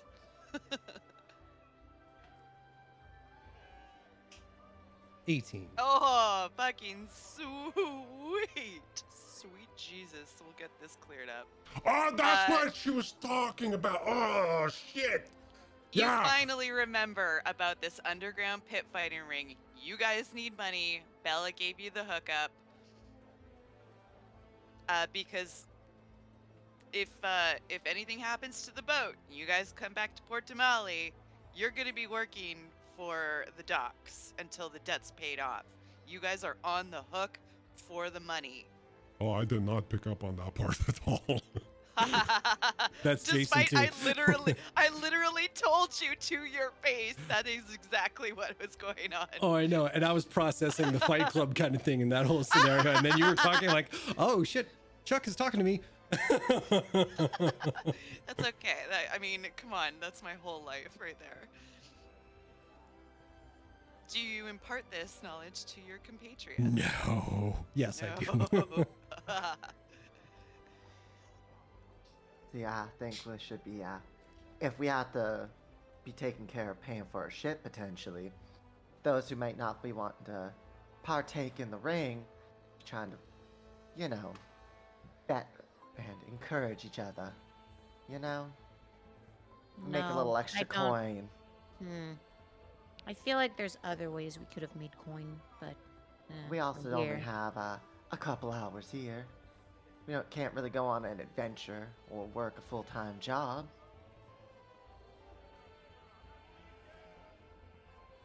I mean, you don't. She have just to- shrugs. You don't have to fight if you don't want to. These kinds of fights are optional. Oh yeah, you have to intentionally want to go and sign up. You can just be a watcher. Cheer on your friends and whatnot. Partake in, I'm sure there's some drinks and snacks. So are we going or what? This is like, is bumming me out here. Well, I plan to be going. All right.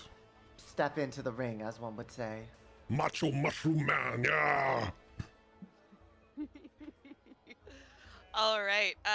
With almost everybody on board, the group will head towards the crescents. Esme, with your distaste for pit fighting, would you be joining them to the crescents, or would you like to stay in the inn?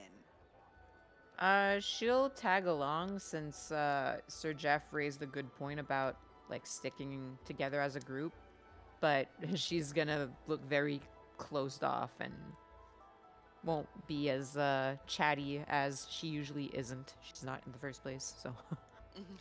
So we notice no change. No, but she looks very sullen, which isn't really a look you've seen on her so far. Well, you can see with my incredible passive insight, I notice nothing. I would, if anybody does want to make an insight, because she literally said, "I don't think I'm into this." If anyone does want to make an insight, Floyd, holy shit! That was a joke roll. Oh, Nora, that's good too. You guys do pick up on this uncomfortable moment where Esme just does not seem to support this idea whatsoever. Whether you say anything is up to you. Nah, I'm good. Is there, Esme, is there anything that would make you feel better? No, not really, but if we gotta do it, we gotta do it, I guess. Oh god, Yeah. Esme's the Nigheim of the group. Okay.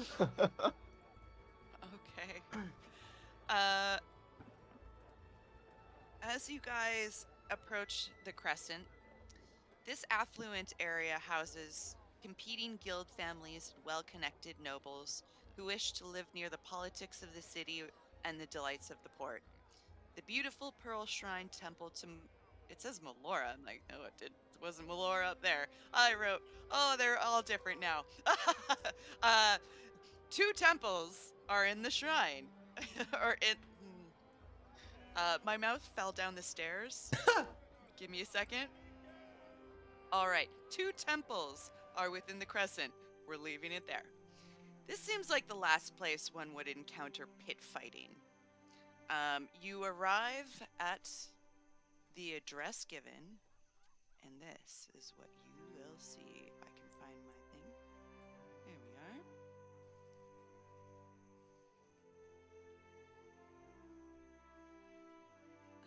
Okay.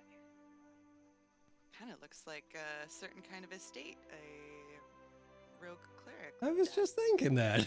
It's not the same one. This is No. very specific. If anybody in chat knows where this estate is, Well, they can't or see it. what it is from in media, please tell us, and you will get points.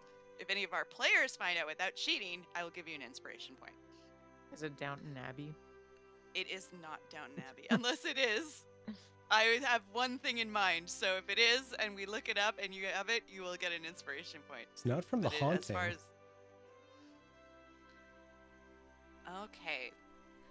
You have arrived at the darkened mansion known as Beacon Manor. It is a foreboding castle with very little light coming from within, and it is quiet as the grave. Have you arrived at the wrong place? Well, there's only one way to find out. There is a large iron ring on the large oaken door. It echoes ominously once knocked, if you knock. I don't want to speak for you. Do you knock? There you go. Sir Jeff would attempt, but like, yeah. Uppies! Floyd, if you wouldn't mind doing us the honors. Up you go. As is very insulting. I meant knocking. Oh shit, so sorry about that. I thought you wanted to do the door knocker. I just want. Hey. It echoes ominously once knocked. You wait tentatively until you can hear the deep creak as it opens. A silhouette of a very tall, thin, bald humanoid holding a candelabra reveals themselves. Yes? Well, mighty fine evening to you. I just have this here fancy rock, and I was just wondering if you would like to test the gravity of it. That's the friend, yeah. Totally golden retriever. He hands out. He presents a long-fingered hand, and you, as he moves forward and the light hits him a little bit better, you see a pale green Githyanki dressed in a black starched uniform of a high-born servant. He is stiff back and seems to look down his short nose at you. He accepts the rock. Like, Thank you. He widens the door and presents the interior for you to enter. What do we see when we enter? Silently, he leads the party through the lobby beneath unilluminated elaborate chandeliers and past a ballroom. All quiet, empty, and dark, save for a few lit wall sconces. As you move deeper into the manor, you begin to hear sounds. Sounds of a party? Chanting? The noise grows louder as they open an iron-reinforced door with steps leading downwards. There is a glow from the depths, and smells of alcohol, smoke, and blood hit your nostrils. This is indeed where the clamor is orienting. What do you do? keep walking towards it. You go down the stairs? Oh, yeah. Sir Jeff will lead the way for those who wish to follow. Yeah, I think I will stay in the back with Esme and just kind of ask if, do you want to hold my hand? I mean, if I'm uncomfortable, it helps. Oh, I'm holding Petunia with both my arms right now, so it's okay. Thank you. Okay. Faye, do you need a hand to hold? No, I'm not nervous. Okay. Do Thank you you all anyway. descend? Oh, Sir Jeff is already going down. Yep, yep. Like, almost like a kid getting ready to go into a candy shop. Sir Jeff is like weirdly giddy about this. Just riding the banister down. I think the banister's too high up for that, but you know. I picked you up. No. So Esme's lingering, but she's also taking a look at the surroundings. Is there anything that catches my attention? Roll me a perception check.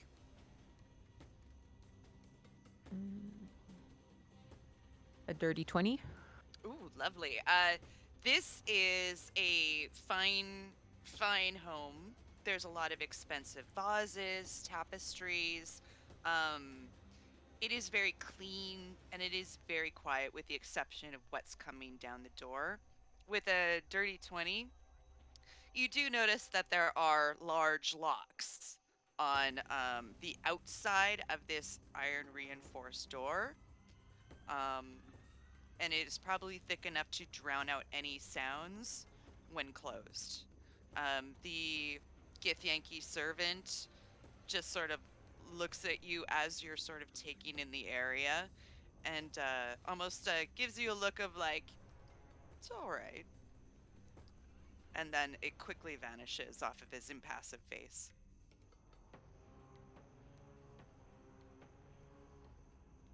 So he gave me a look at like the it's all right look. What was that like referring? I'm confused. Sorry. If you were, because you were looking around, Yeah. either he would get the impression that you were worried and he has maybe seen this look of worry before, or that you're casing the joint.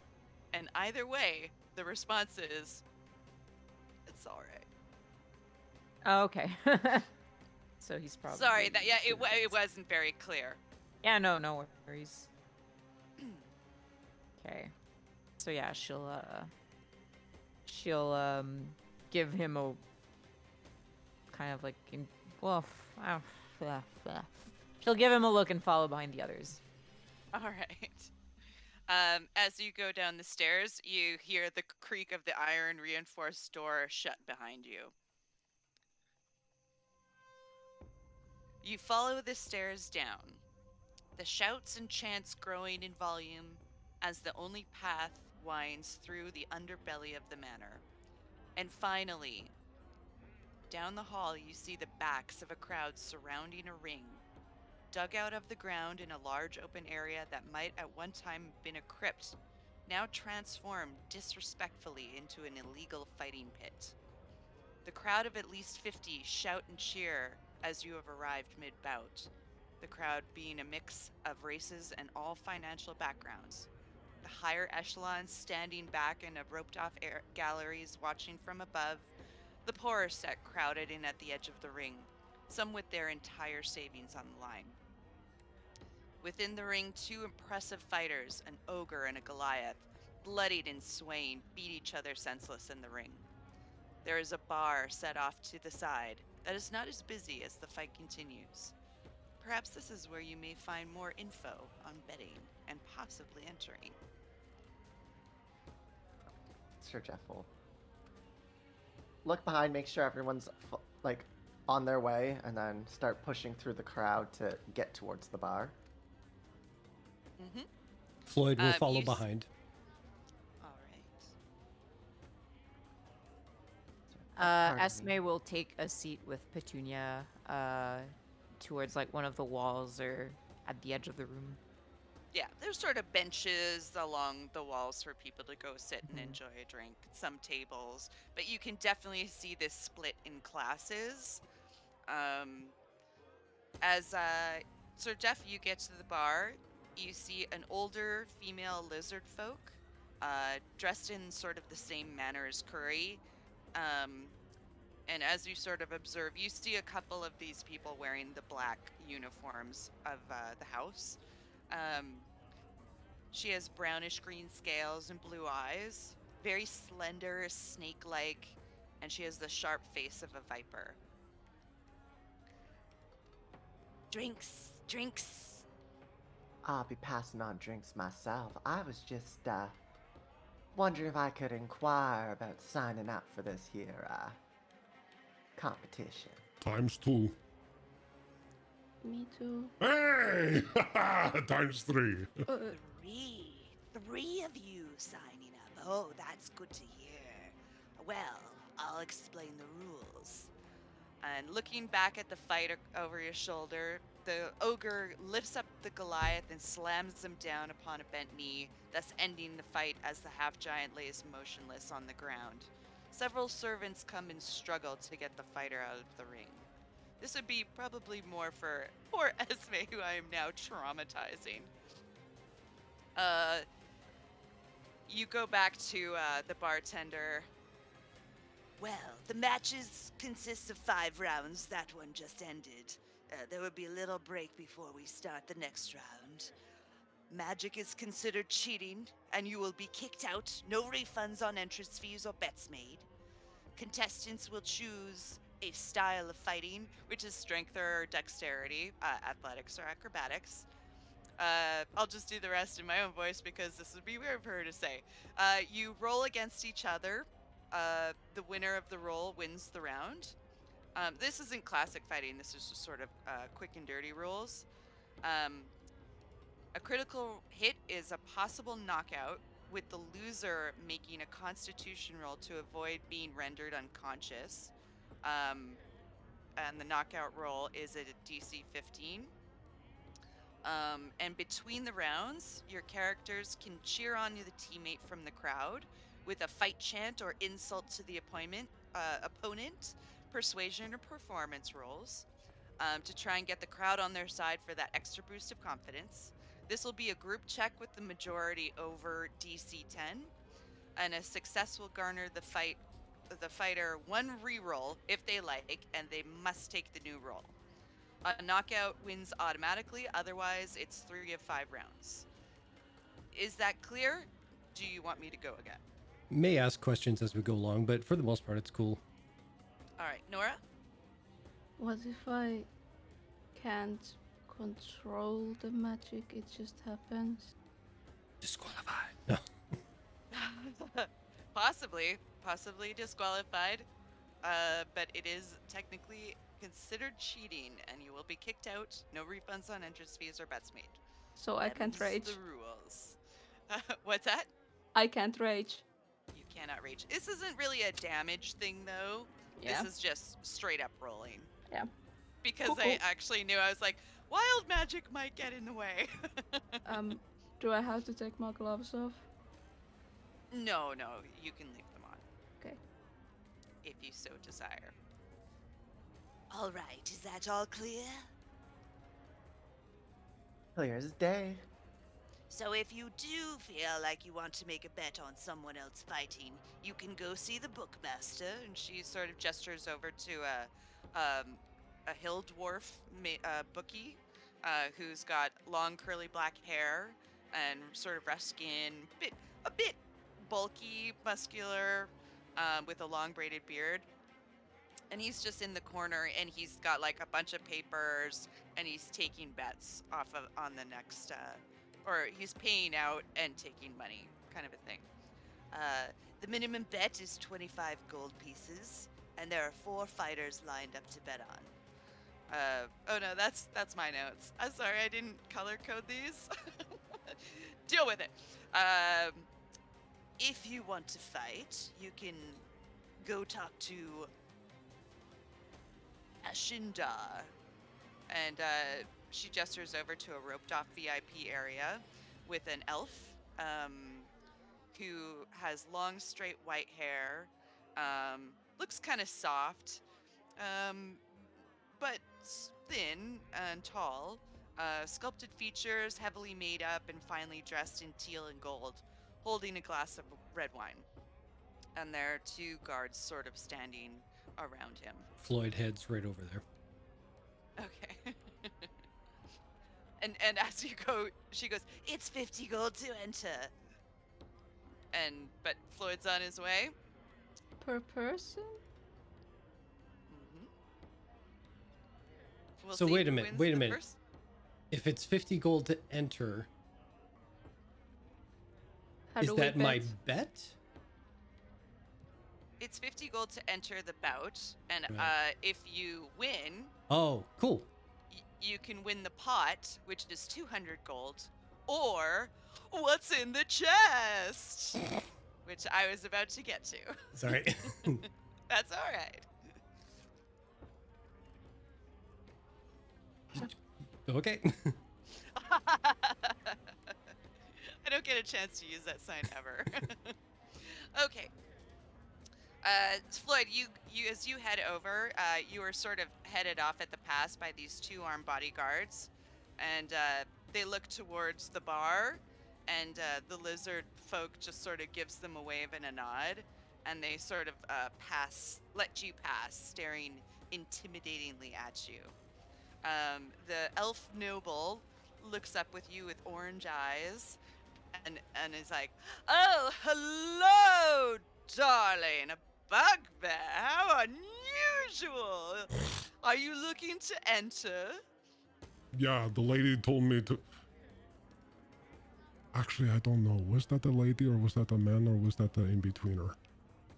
It depends on how they see themselves, who they are in their hearts. I didn't But ask. as for Sleus, she identifies as a lady. Oh, thank you. Okay, so I got that right. I'm okay. All right. So she told me to come over here to pay you the money so I can go punch people.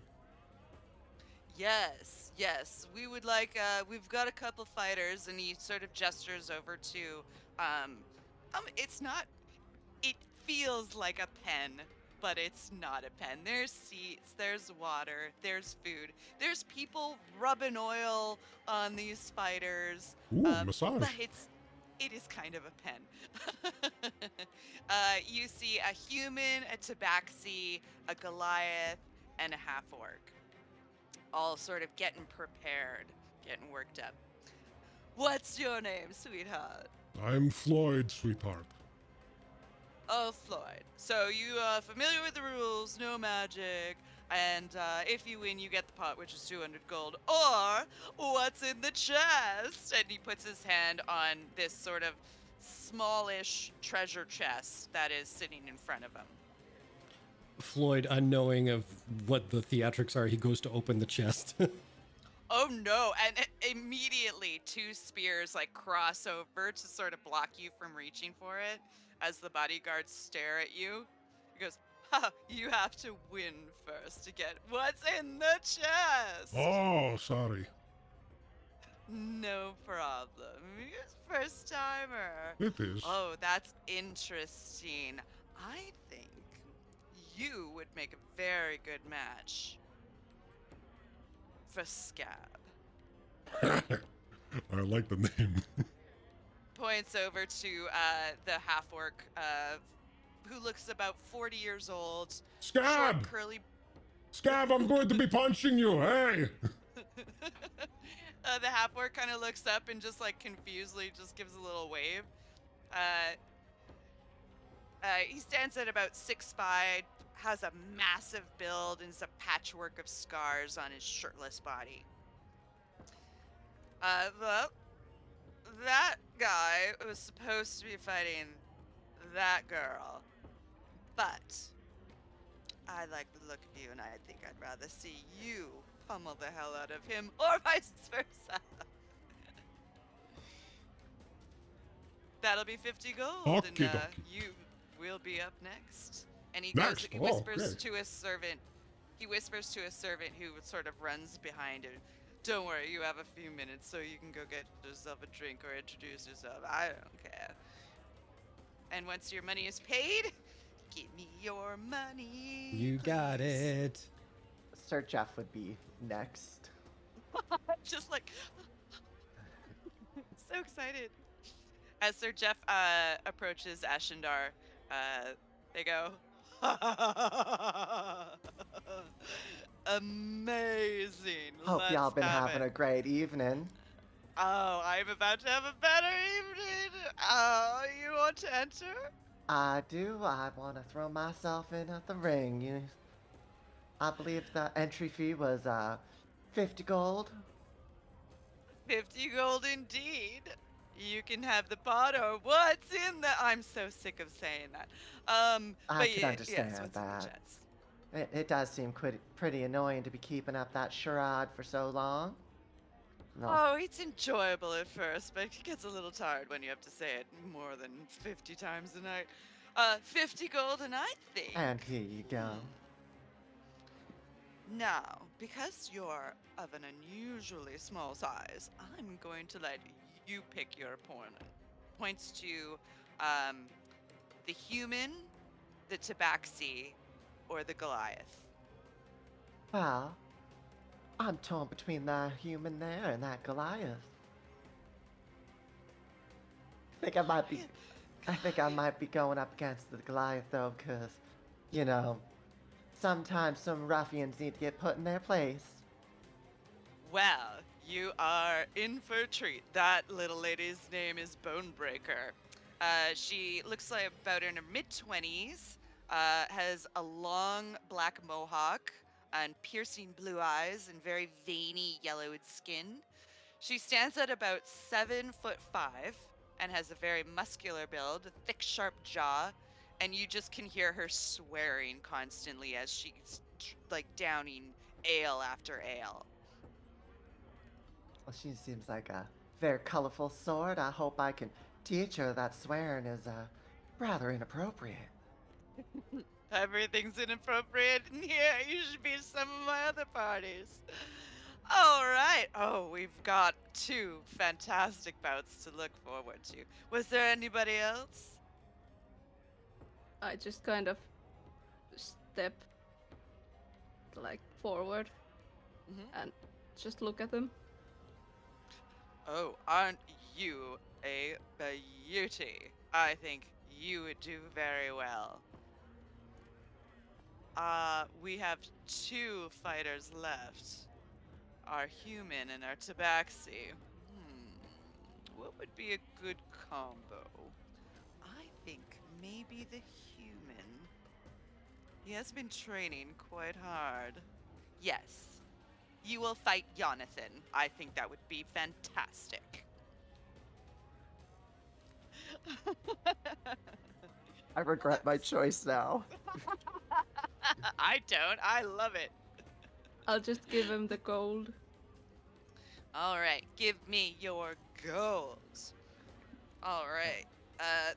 There is an announcer, or Esme. Is there anything that you would like to be doing before the bouts begin? I am sorry. I'm gonna quickly go deal with Harry. Mm-hmm. If it starts before I get back, I have +7 to persuasion. I'm gonna be cheering on. Okay. Oh, pets, pets, pets. I have a Pete over here. So no, Esme would mostly be keeping to herself. She would like glance around the room from time to time, take stock of the people there, but yeah, is very much keeping to herself for now. If debauchery makes her uncomfortable, I will say she is uncomfortable. There is debauchery. I won't go into too many details, but it's everywhere. Yeah, it's mostly the idea of fighting for anything other than self-defense that got to her, and she is now blushing at the debauchery, if there is any. Oh, and there is. I think it's a very Oh bacchanal, no. like old world Hollywood, drugs, sex, rock and roll, all of it. And soon the crowd begins to hush down, and you see a halfling woman walk into the middle of the ring, and you actually know her. It is Bella Tulpenny. I would actually like to thank Broen Gazbolo. We were talking earlier about an NPC, and they described exactly Bella Tallpenny for an NPC to lend, and I was like, "Oh, I did that last time. I can't do another one." And I would, but they are writing me an NPC for later on, so I just wanted to give you a little wink and a nod. Uh, she takes a megaphone, just a cone, and she speaks into, she goes, "Ladies and gentlemen, yes, it's me, your beloved, your master of ceremonies. It's Bella." And people start cheering like she's famous, which Penny, seems Penny, unusual. Penny. Tonight we got some newcomers. Really glad to see this man here in the flesh. Here to pummel, to destroy, if you will. And there's just one thing I gotta say. Come on, Floyd, bring the noise. That's And me. people start shouting. She beckons you, like, "Come up on stage." Oh shit.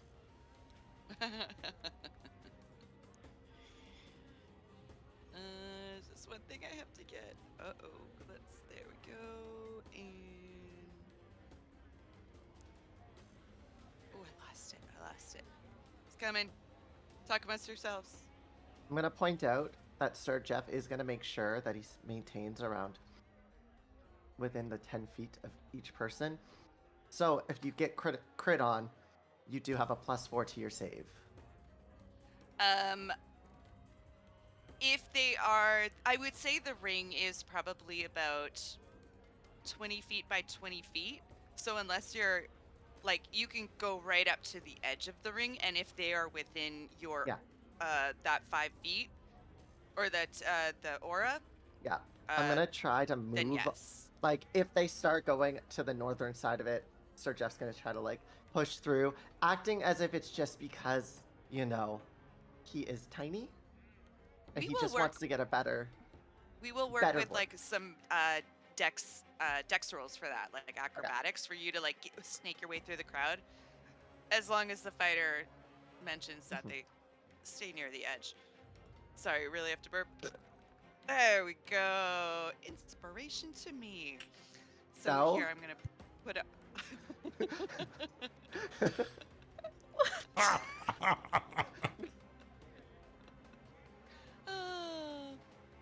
There we go. At I the got a nice lamentations little... of the women. Watch your enemy fall before you. My favorite movie in the whole wide world. All right, now to see who Floyd the Noise is fighting. I just came up with that. Are you excited? Are you excited, eh? And she gets a cheer going. Here, I'm just gonna go here. What was my opponent's name again? She's about to say that. I'm just making sure my stats are available for when we start. There we go. There we are. Tonight, you know him, you love him. He's Scab. He's Scab. What more do you want from me? I'm here to present, not to talk. It's the same thing. I've gotten a little confused as to what's going on here. I've had a lot to drink. All right. Stupid Bellatal Penny. Cash and glory, earned ever so gory. Join the fights today. Make your bets, everybody. Make your bets. All right, boys, come here, come in. She stops talking to the rest of the crowd because I'm dying already with her voice. All right. You know the rules. No magic. Other than that, try not to kill each other outright. But if you do, no one's gonna say a fucking word. Got it? All right. And let's start with our 5 rounds of pit fights. Oh my god, oh my god. I need... So to kick it off, numbers. Floyd would like extend his arm for like a gladiator before we go to our corners. You see Scab smile for the first time, and he's missing like quite a few of his front teeth. And he's kind of got like a goofy grin, and he goes, I'm not gonna go gravelly. I'm very happy to fight you, sir. And I hope you and I have a good time, and no one dies. But, you know, if you do die, sorry to your family, but you'll be dead, so it won't matter.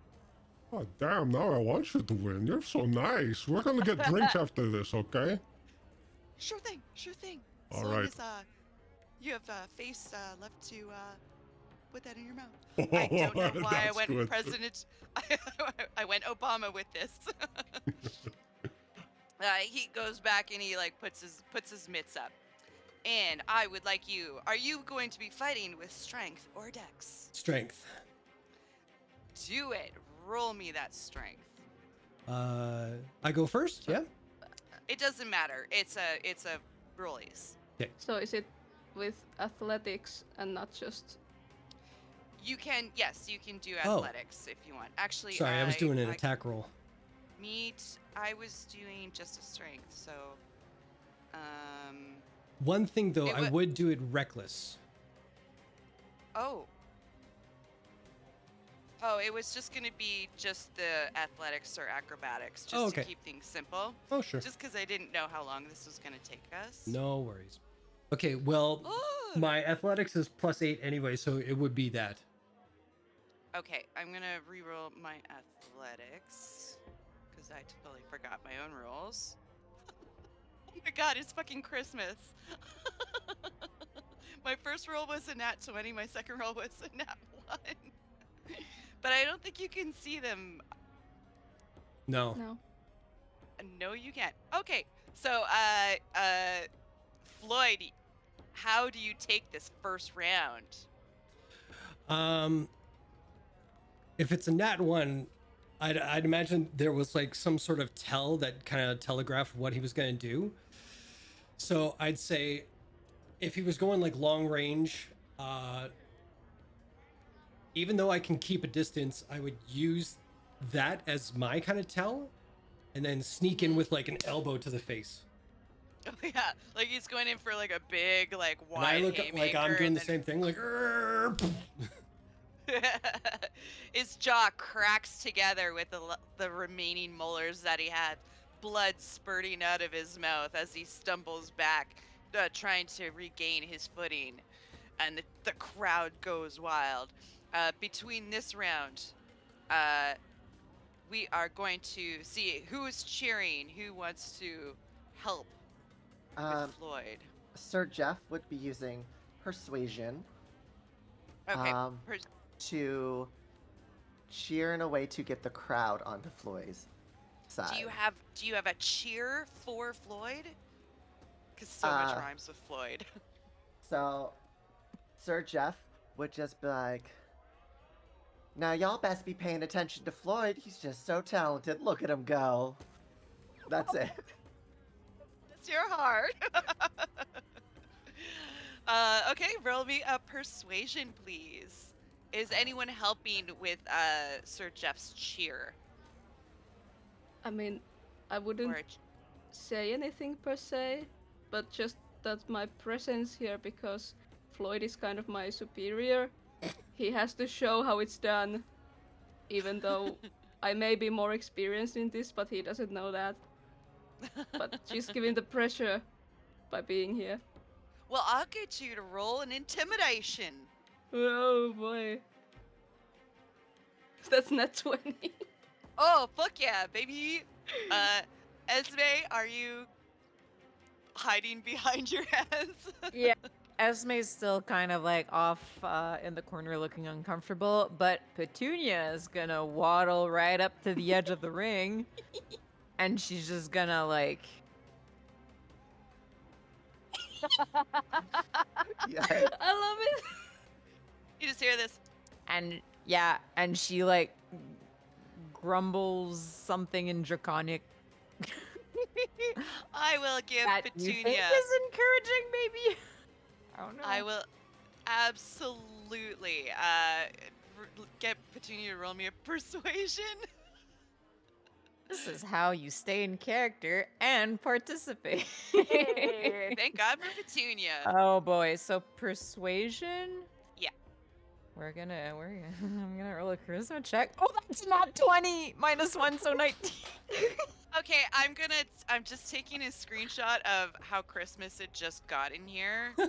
It's insane. Okay, so that means Floyd, with the crowd getting whipped up into a frenzy on your side, uh, your friends cheering you on, Faye looking mean as hell, and then this adorable chubby little dragon just smacking their way and just going. It is charming the pants off of everybody. So that means you will get one reroll. So you can mark yourself down for like a one reroll during the whole fight. Okay. Okay. Let's see here. And just going to put this. La, la, la. Nope. That's not it. There it is. That's what our rules look like. All right, let's do round 2. Fight! Fight. Fight! Let's athletics this shit. Okay. Coming up again. Come on, Floyd. Go. Show this ruffian who's boss. 19. Oh, against a 23. Would you like to use your reroll? Sure.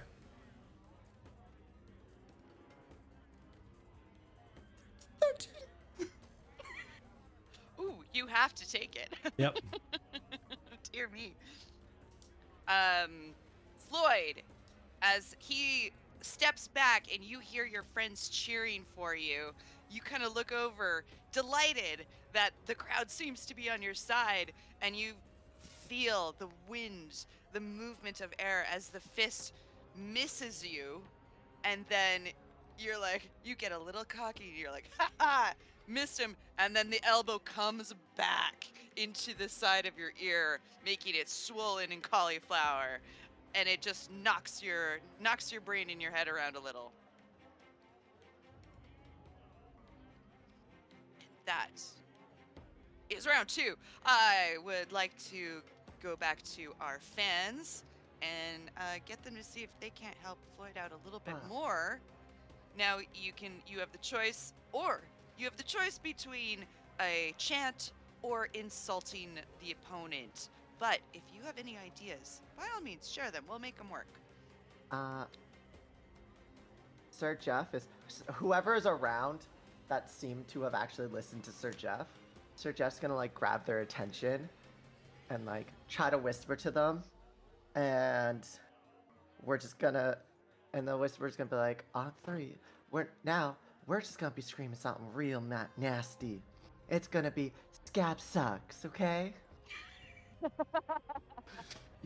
You've got enough people, like 2 or 3 people definitely are into it, and then you have some like sideliners who are like, well, Scab's a pretty nice guy.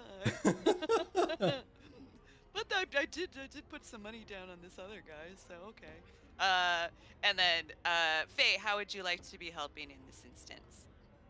If Petunia lets me, I will lift her up so that she can see better and clap better.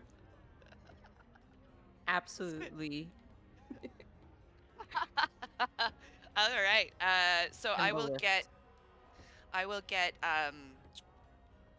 get you both to roll me persuasion or performances for the insults, the rallying cry, just to make sure you're all doing it at the same time. And Petunia's like, Oh, yeah. She's just going like, and the little draconic Oh my cooing God. that's coming out of her mouth, it suddenly, like, as soon as Floyd get hits, it turns into like harsher draconic, and you hear like some censoring beeps in there as she like cusses out a scab. Looks like Hubert talking. I rolled another 12. oh my gosh, 18 for Petunia. yay, 18. And Yeah, for you, I Faye? can't roll actual skills for her, unfortunately, so I'm just What? rolling the ability. What do I roll for? Do I just roll athletics to lift her up, or what? Yeah, she is No, heavy. I'm gonna get you to just join in on the performance. Okay. Performance. Oh, I bet you minus didn't think you'd be minus rolling. 1. Luckily, it is a majority group roll because with a 12 and an 18 is a 10. Lloyd, you got yourself another reroll. Your Sweet. teammates are helping. Excellent. Now we're going to go back to the ring for round 3. Roll your athletics against Scab. Natural 20. Oh my God. This is fucking wild for a pit fight. Ho-ho-ho-ho. Well, that does not beat an 18. How does this round look, Floyd? Floyd takes a moment after he shakes the cobwebs out to kind of look at Scab's already deformed and mangled mouth. And for a minute, his heart breaks because that could have been a beautiful smile before he fell to the depths of pit fighting. So he just kicks him in the balls. So, with the nat 20, it just means he loses the round automatically, or... Oh yeah, thank you for reminding me. Yes, it's you can get a knockout with a nat 20, but he has to make a con save beating 15. So I'm doing that. Oh my he's gosh. not a friend, so he doesn't get the +4. No. Xander reminded me my rules even though I don't have any idea what I'm doing. Con. It doesn't have a saving throw, so I'm just gonna roll a regular con. And that, ooh, he takes that hoof in the balls, and you see him bend over. That look in his eye, staring off into the middle distance, and then even further. And then he takes a big gulp and he goes, oh, okay, that's how it's gonna be, huh? And he I stands didn't back want you up to to lose my his, teeth. to his he stands back up to his full height with a 16. He beats it, so it is not an auto knockout. Now, back to the crowd. How are you guys gonna help?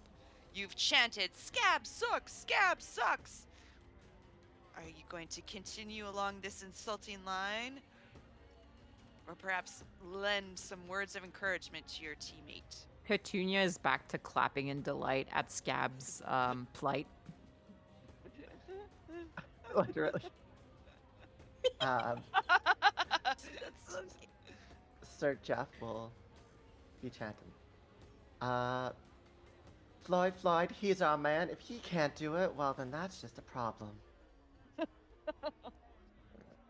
That How would you rhymes! like? Well, Floyd rhymes with Floyd, yeah. uh, Faye, how would you like to be contributing? Are you doing this with yeah. I'm helping lifting up Petunia. All right, Floyd, I'm going to get you to roll a persuasion. And Floyd or Faye? sorry, Sir Jeff, persuasion. Faye, performance. Because you'll be doing it with the chant. 16. Good. 17. 17. Beautiful. Petunia And need to roll anything? Petunia will get you to do a performance. Okay. Charisma. 12. Everybody loves what you guys are doing on the sideline. People are actually crowding up around you and starting to join into your cheers and chants. And that will get you another reroll. Right on. Okay, make sure I keep track of this because I'm a good DM. Know what I'm doing. Awesome. And so that brings us to round 4. It is 2-1. So if you take this, I got you it. take the winnings. All right, Floyd. here we go. Athletics. Athletics. Athletics. Let's roll them athletics. 24. Oh my gosh. How would you like to continue taking these rounds? Given his options, he doesn't want to hit him in the face anymore because those teeth, man, they're pretty, but they're so few. His balls, he doesn't want to spare this world from like the offspring of Scab in the future. So he'll take some pity on the testicles. So he will just run up as if he's gonna like bear tackle him and then just like drive a knee right into the gut so it knocks the wind out of him. Ooh, a nice Muay Thai move. Yeah. Okay, he surprised by the tackle and then the extreme pressure on the liver. He just goes, whew, and you see another tooth just go flying over his shoulder.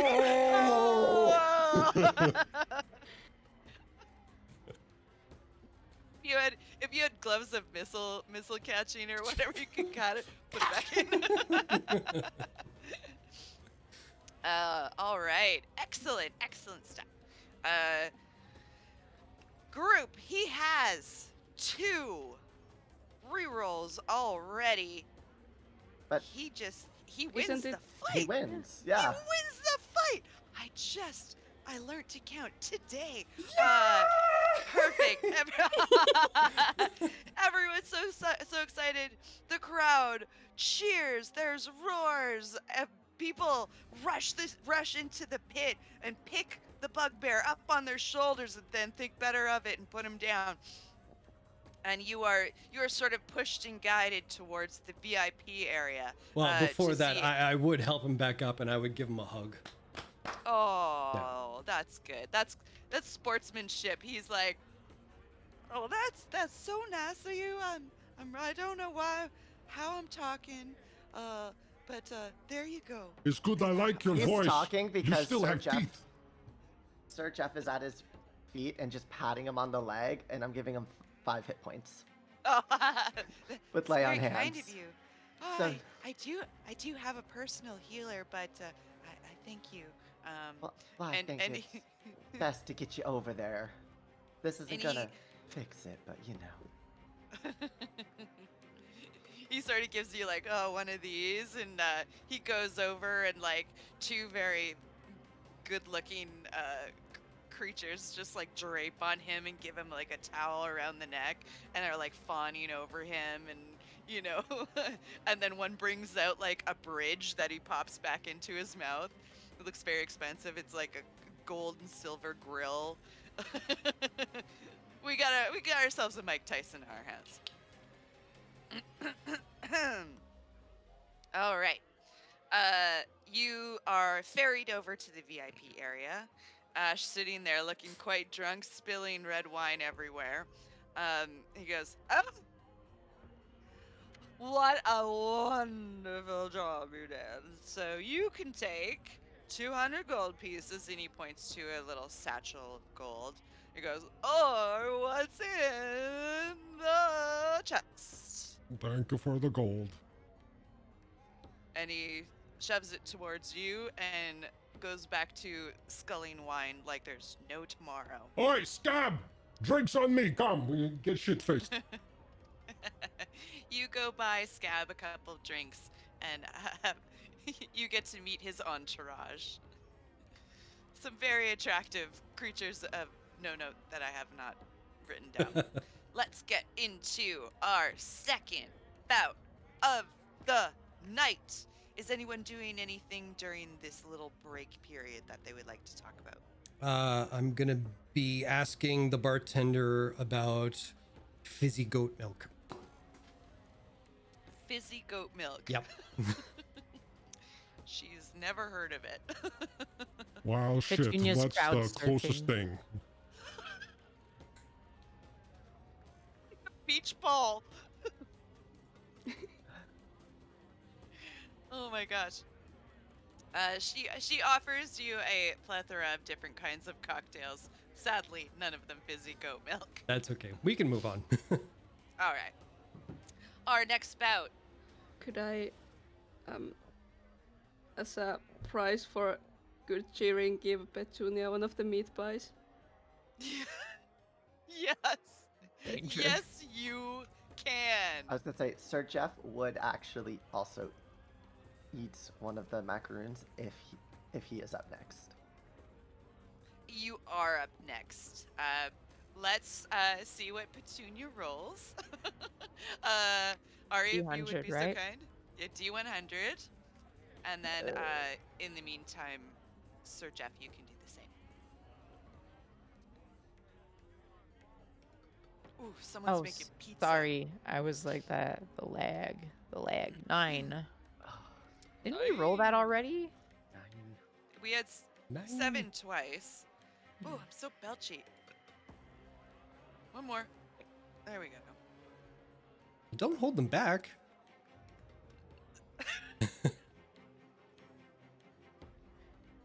Oh, you gain the benefits of the stone skin spell for 1 hour. For the duration you look to be a living statue. Is that although Xander? Your clothing and gear Or Petunia? remains Ah, the unaffected. fucking dragon! So Oh. I am unfamiliar with stone skin. That would have Petunia been gets awesome stone for skin. you. That's So you so just- funny. So you just hear a Wilhelm scream in the background as like she suddenly turns to stone as she's being like lifted by the crowd because she falls on like this person's head because she's suddenly super heavy. I mean, it just raises her AC, so Yeah. Flavor. yeah. Oh, it's so good. I love it. I love it. Yeah, she's super heavy. She's like a kettlebell now. All right. I had a 56. You got a 56. Stone skin, stone skin. Sadly, I did not get a 9. 9. Everybody knows 9's good.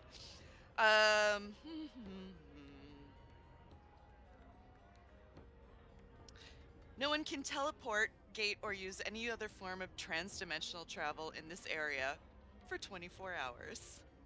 Whoa. That'll be weird if there's a raid. Yeah.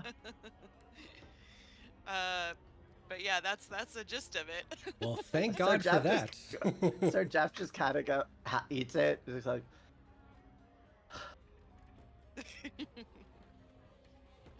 All right.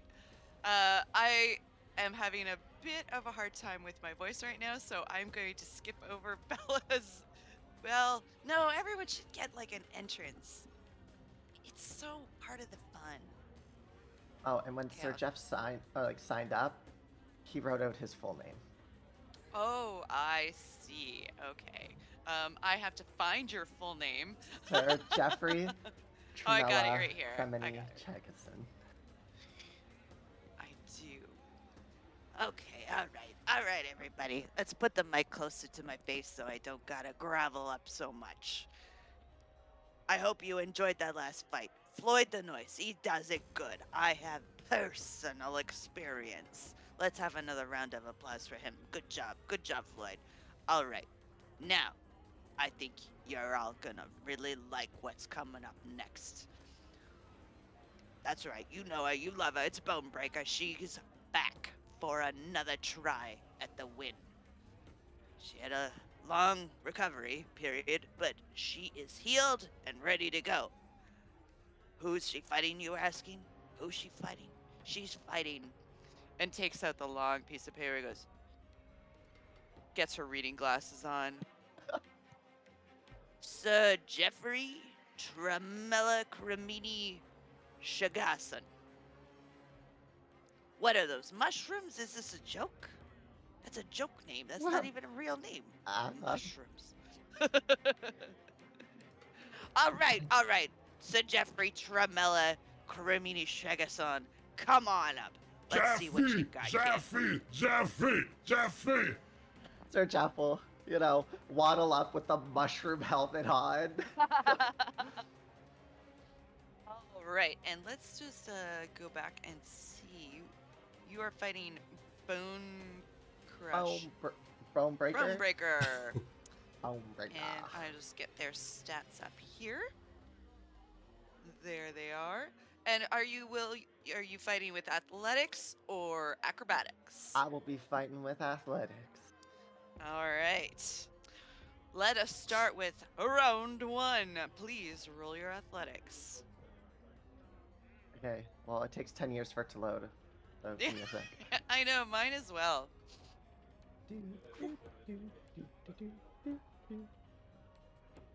That is a 19 and a screaming Harry in the background. Well, sadly, that is not going to do it because Bonebreaker rolled a 30. Wow, that is crazy. I wonder if this is too overpowered, but you selected, so we're going to have to go through with it. She kind of like looks at you with her arms like crossed and she goes, and as you start to like approach her, she just like swings her foot back and just hoofs you into the side of the wall, just like it is an ignoble start to say the least. What level is she if she has plus, 14? Quite literally the same as what almost the same as what Floyd was fighting. They're all pretty even Stevens. Actually, Floyd's was more powerful. Just a very high athletics score there.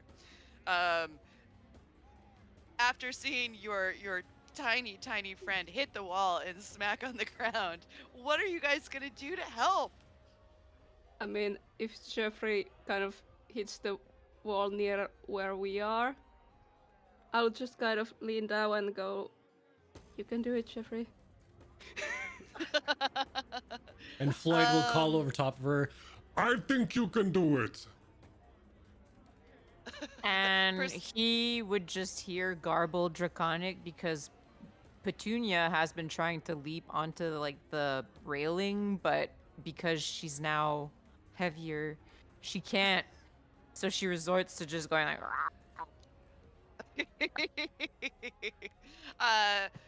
Faye and Floyd, persuasions, please.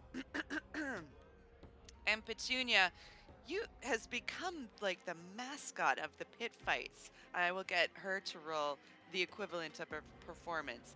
10 and 16, beautiful. Oh no, 3. 3, that's okay. The other 2 got over 10. It's a group roll. So, Mr. Sir Jeffrey Cremini Champion, if you would like to take your reroll, you have Okay. one. All right, so that's our first round. Second round, roll your athletics and cross those fingers. Oh my god. As I said, I don't know if I will even be able to beat these rolls. I only got a +6. That's a 12. But I will Oh dear. use a reroll. Okay. But I'm wondering if I can use my inspiration. Yeah, you can use your inspiration as well. Okay. I'll use the inspiration first. Save my reroll. Your rerolls only for the pit fight, whereas inspiration will last you. So, Because if a 16 fails, then I would use the reroll. oh, I see. Oh, I see. 16 does fail, as Oh, reroll. Bonebreaker did roll a Oh. 30 again. Okay. She has a +11 to her athletics. I'm gonna attempt into These fish are out a nat 20, professionals. but nope, that wasn't nat 1. Ooh, rough. Okay. She stomps over and like picks you up by the mushroom, and she just looks into your face, her yellow skin and her beady eyes glaring at you. She goes, "You knew it, this. It seems like you are," and she just tosses you behind her, so you go. I should have probably put you up against someone else. I'm so sorry. It's fine. I mean, I only Technically, have a +6, so if they're all equal like that, I would not be able to win. That's just it's she keeps rolling 19s. Like I rolled 2 19s in a row. So those are pretty high rolls, but there's I mean, if still a she has chance. +11, I literally need her rolling like 5. So It is the way that cookie crumbles. We're just gonna It have is to roll with it for possible. now. There's I possibility. don't mind losing. Yeah, for sure. But it's also good to note for next time. Just think these things through a little bit more, Carly. All right. Poor Sir Jeff is not doing very well. You guys, your whispered words of encouragement don't seem to. Well, I mean, they sort of helped, but they need to help more. What are you gonna do? Punch her in I the will- tit. That'll count as an insult. I So will. that'll be a performance. I will pick up And- Petunia again to lift her on the railing. Oh, fuck yeah. Lift her on the railing. I will say, we'll go performance with that one. Not Just to athletics. show. She's heavy. You know what? Yeah, I'll give you athletics. That's a Yes. fair point. She's become quite heavy. 13. 13's good. And Petunia, are you going to be glaring at the opponent, or are you going to be cheering on Sir Jeff?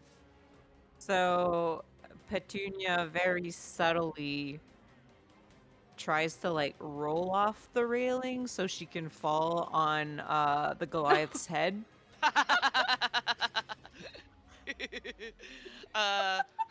Wow.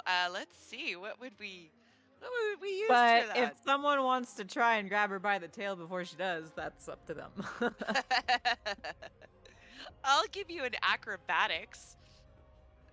So I guess a If dexterity check. if Petunia can land it, Okay. we'll see what happens. I'm gonna make a perception check just for the fuck of it. Never mind. Keep going. That was a 4. That was quite nearly a 17, but I ended up rolling a 3, so 4. Yeah, Petunia just sort of lands with a heavy, like a bowling ball in a sandbox. Oh no. Petunia, are you alright? It's You can fit. it's fine. Her AC's up, so. You can fish her out next time, but it is successful. Sir Jeff does get another reroll with a 20, nat 20 and a 13. Beautiful. Now, round 3. Oh my gosh. Oh, this is it. This is it. Let's roll. I'm just waiting for the roll to go through. Me too. That's 23. That's pretty good. Where'd my roll go? Did that not go through? I don't think any of Okay. yours have gone through. No, They they're not show up. coming through to us. They're not showing up for you guys. Yeah. I don't know how to change that. But usually it rolls on my D&D Beyond page. I'm just gonna have to roll. Oh, there's a game log. That's there. Nope, it just says it didn't roll. Okay, there we go. Oh my god, oh my god, oh my god. That is a 22. How do you take this round? Go! Sir Jeff's going to just spit a bit of blood out and be like, well, I've never been one to start a fight, but since you've started it, I'm going to show you how I actually deal with a ruffian like you. And I'm going to run up, slide under, and just nail her in the back of the knee. Her knee collapses under her weight as she takes a knee literally in the sand. And she goes, oh, it's my job! And we are going to go back to the encouraging folks. How are you going to encourage for this round? Oh my god, it's 2-1. Sir Jeff can still take it. I will pick up Petunia. Before she does, Petunia's gonna kind of like just waddle over to the down Goliath. I keep forgetting her name, and just kind of like a cat in the litter box, just like cover her in a bit of the sand, and then she gets Kick, pulled kick, up by kick, Faye. kick. Yeah, exactly. Oh my god, that is a wonderful visual. That is Yeah. so good. All right. So that is going to be an insult. I will say it's performance.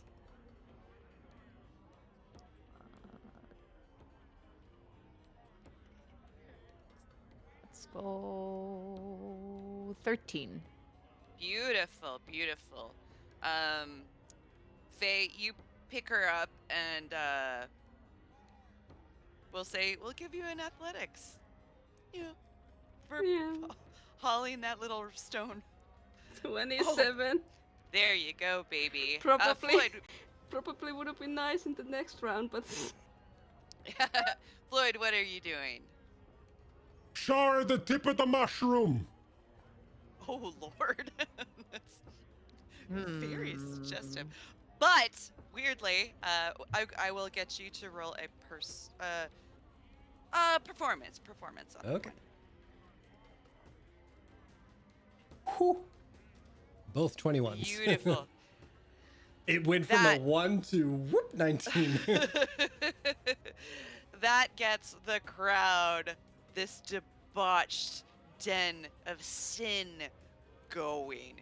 People start, show her the tip, show her the tip, show her the tip. It is very not for Sir Jeff. So we will go to our fourth round. Does that Oh, mean yeah, I go have ahead. 2 rerolls? Yeah. Because I had one from last round, That and I didn't use it. you didn't use it. You do have 2. Cool. Okay. All right. Let us roll again. Waiting a million years. Uh-huh. Oh Me god. too. Oh That was no. in that one, so I'll re-roll it. Oh yeah, reroll, reroll. I really get bad. I am the Viria. That's a 19. Bon chance. That will take it. He rolled a 13. How would you like to take him or take her this round, This Bonebreaker? might be a draw, but you didn't have to be mentioning my height. And Sir Jeff is going to hit her in the gut, forcing her down at Sir Jeff's level. Nice. So Sir Jeff's standing while she's like keeled over, and is like, Yeah, she's on knees and now down on elbows as well. Just trying to recover from the wind being knocked out of her. Oh, fantastic, fantastic. So that is 2-2-2. We have one round left, you guys. Our little Sir Jeff has a reroll, but might need another. What Okay, do you what? say? What do you say? Let's encourage our little paladin again. At this point, Floyd is so invested in this fight that it's gone so long that all he can do is just like, yes! overwhelmed child at Christmas. Yeah. Just an absolute frenzy. We will just call that a persuasion. Okay. Unless you have another idea of what Well, we could call it. that's- Animal handling? I don't know. Wouldn't do me any favors, so that's a 7 on my end. Oh, wait! I have inspiration! Fuck yes! Let's go. Get it, Jeff! 17! Hey! Oh my. So invested. This is a great team building exercise. Sorry, Esme. Faye, what are you doing? I'm lifting Petunia. Like, hold on. Can I show? Pulling a full-on Lion King. Oh yeah. And so Petunia is voicing her support of Sir Jeff and going because she's being shaken by Faye. I'll give that as a persuasion in support of Sir Jeff. And we will do a performance for Faye. Going with the beat of the chants. Oh no. Ooh. Oh. So sad. Minus Nat one. You are welcome to waste any of your inspirations on those. I don't have that. I don't have any. All right. Didn't we all get Moving one? along.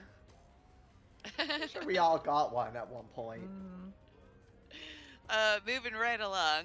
Last round. Oh, Sir Jeff.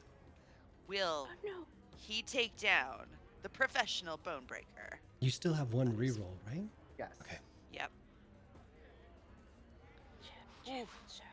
It's pretty high.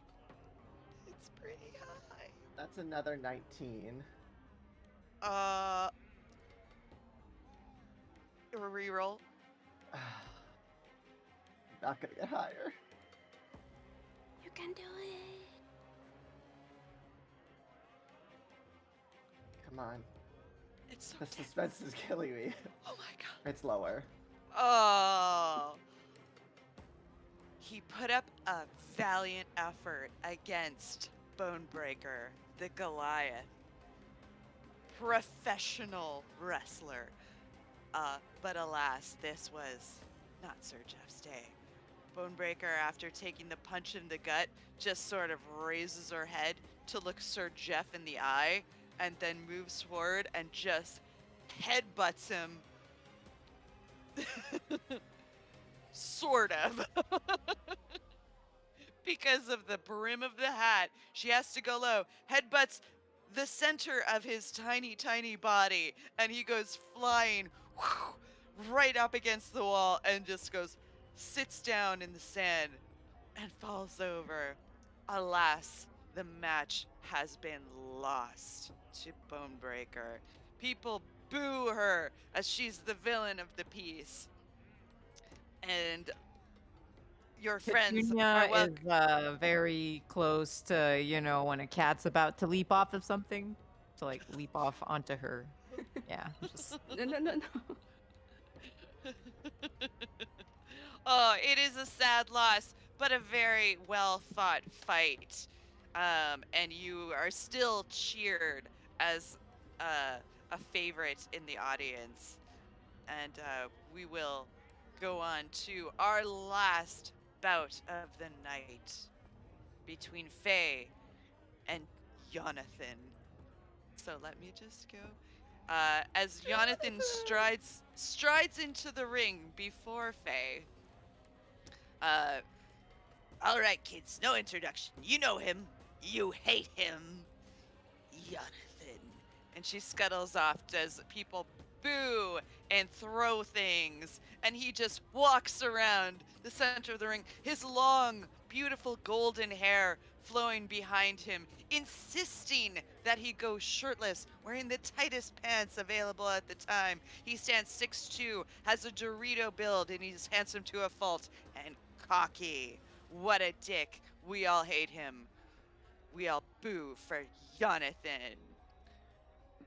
All right, that's enough, that's enough. We got 3 newcomers, can you believe it? All in one night. This is gonna be a long one, folks. We got Faye. Who is this person? And invites you up onto the stage. Yeah, Faye just kind of walks in, and she seems like she has done this a million times before. She just kind of gives a nod to Jonathan and then just takes a stance to be ready. And I lost my sheet. I just have to gain it back. Here you are. All right, come on. There it is. Okay, bone shots. I assume you are going to be fighting with Athletic.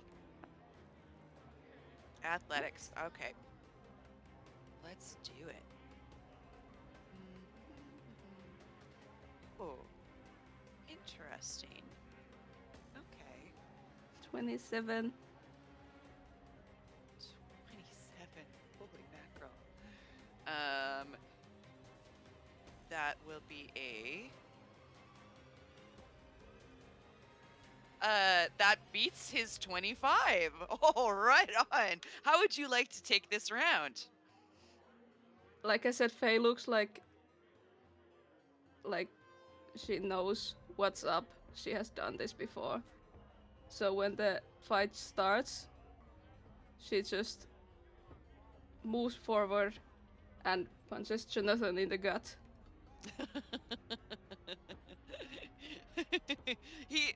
You both like look straight backed and cocky, but you just look impassive and you just like give yourself one of these and just you barely move. Your arm is wicked fast and he just goes, "Ooh," like he's surprised. He wasn't expecting that. And he sort of like backs away, stumbling a little bit. And the crowd starts to cheer, but they don't like Jonathan, but they don't know who you are. Would your compatriots like to tell them how great Faye is? How would you like to support your partner? Faye's real great. Marvelous. Uh, Um, at this point, Sir Jeff is like still at the edge of the ring, but like people have brought Sir Jeff like a chair and like a glass of water, and you know, like just like keeping him comfy. And he's like, "Well, I can't really be doing much cheering right now. Last blow really hurt my lungs. If y'all could just cheer for me, that'd be great." oh, persuasion for sure. You know what? Persuasion with a pathetic advantage.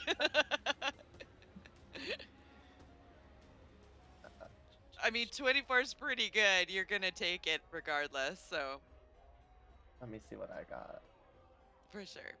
That's 12 first. Let me re-roll it real Oh no, quick. that was Floyd's. Oh, Mhm. sorry, Oh, it was Floyd's yeah. persuasion was 24. Your first one's At 12. 22. Second one's 22. Beautiful. What's Petunia up to? Petunia just kind of goes like, which translates to Jonathan, more like Yawnathan. Also, don't know why a third one rolled. but- Yawn-a-thon. I will give you a performance on that, bud boy.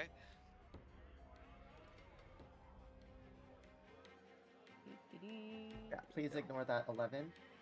Ooh, 9. Oh, 9. But the 24 and 22 are going to roll ahead with phase reroll. You have one for round 2, which we will do right now.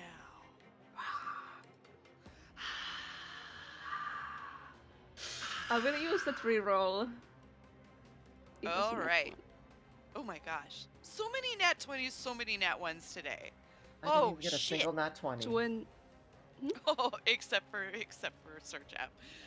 23 takes the round. How would you like to conquer his ass? Like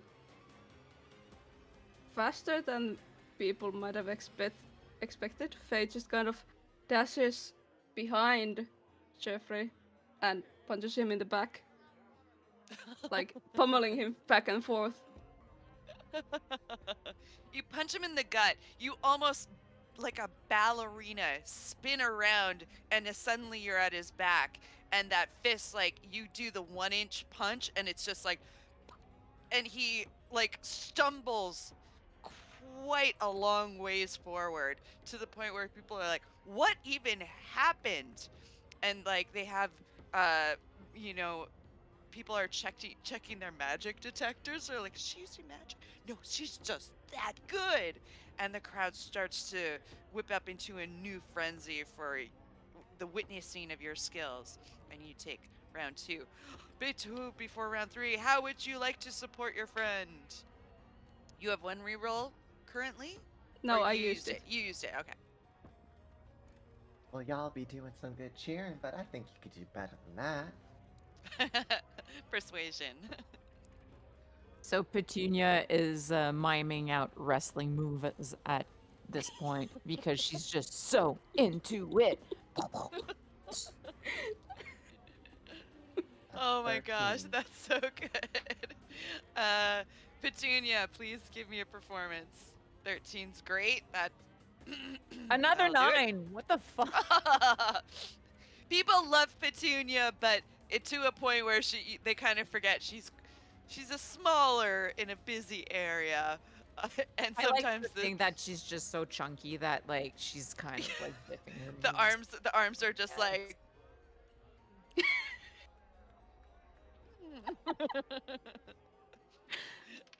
uh, you now have another reroll, Faye, for round 3, which we will do right What about now. Jason? But Floyd. Oh, didn't. sorry, Floyd. Oh, Floyd is distracted by Petunia's wrestling moves that he forgets to cheer on, so we're good.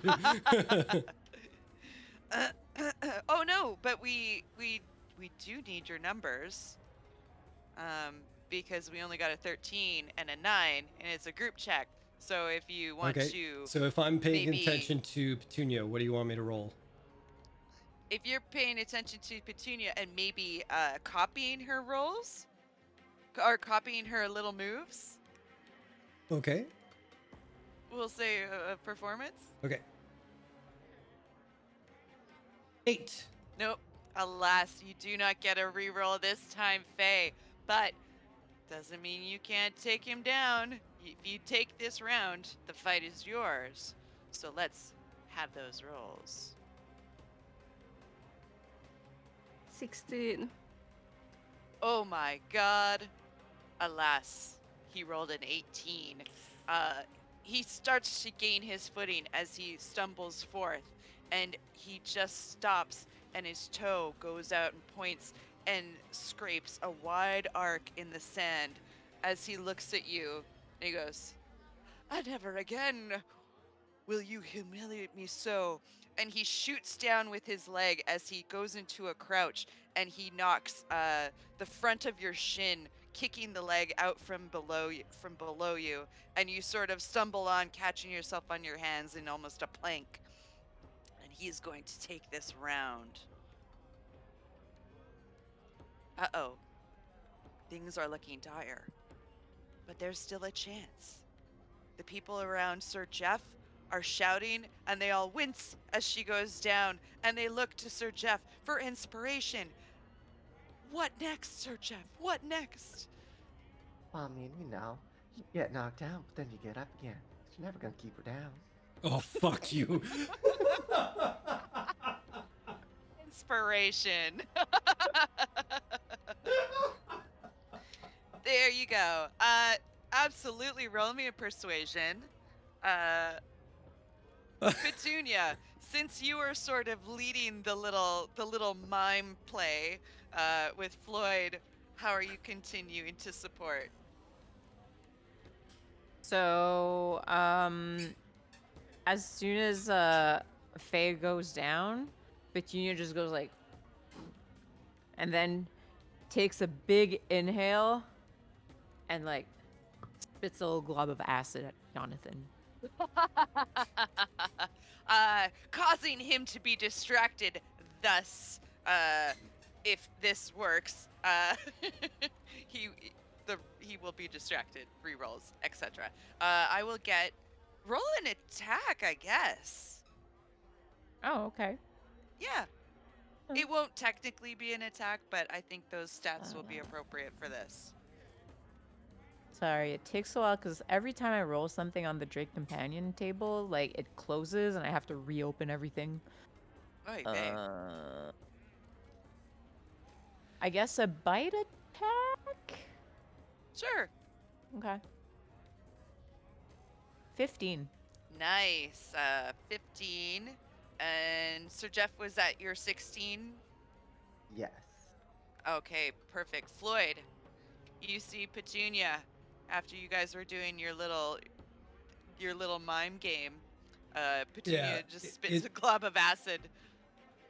Floyd misses all that because he's laughing at what Jeff said.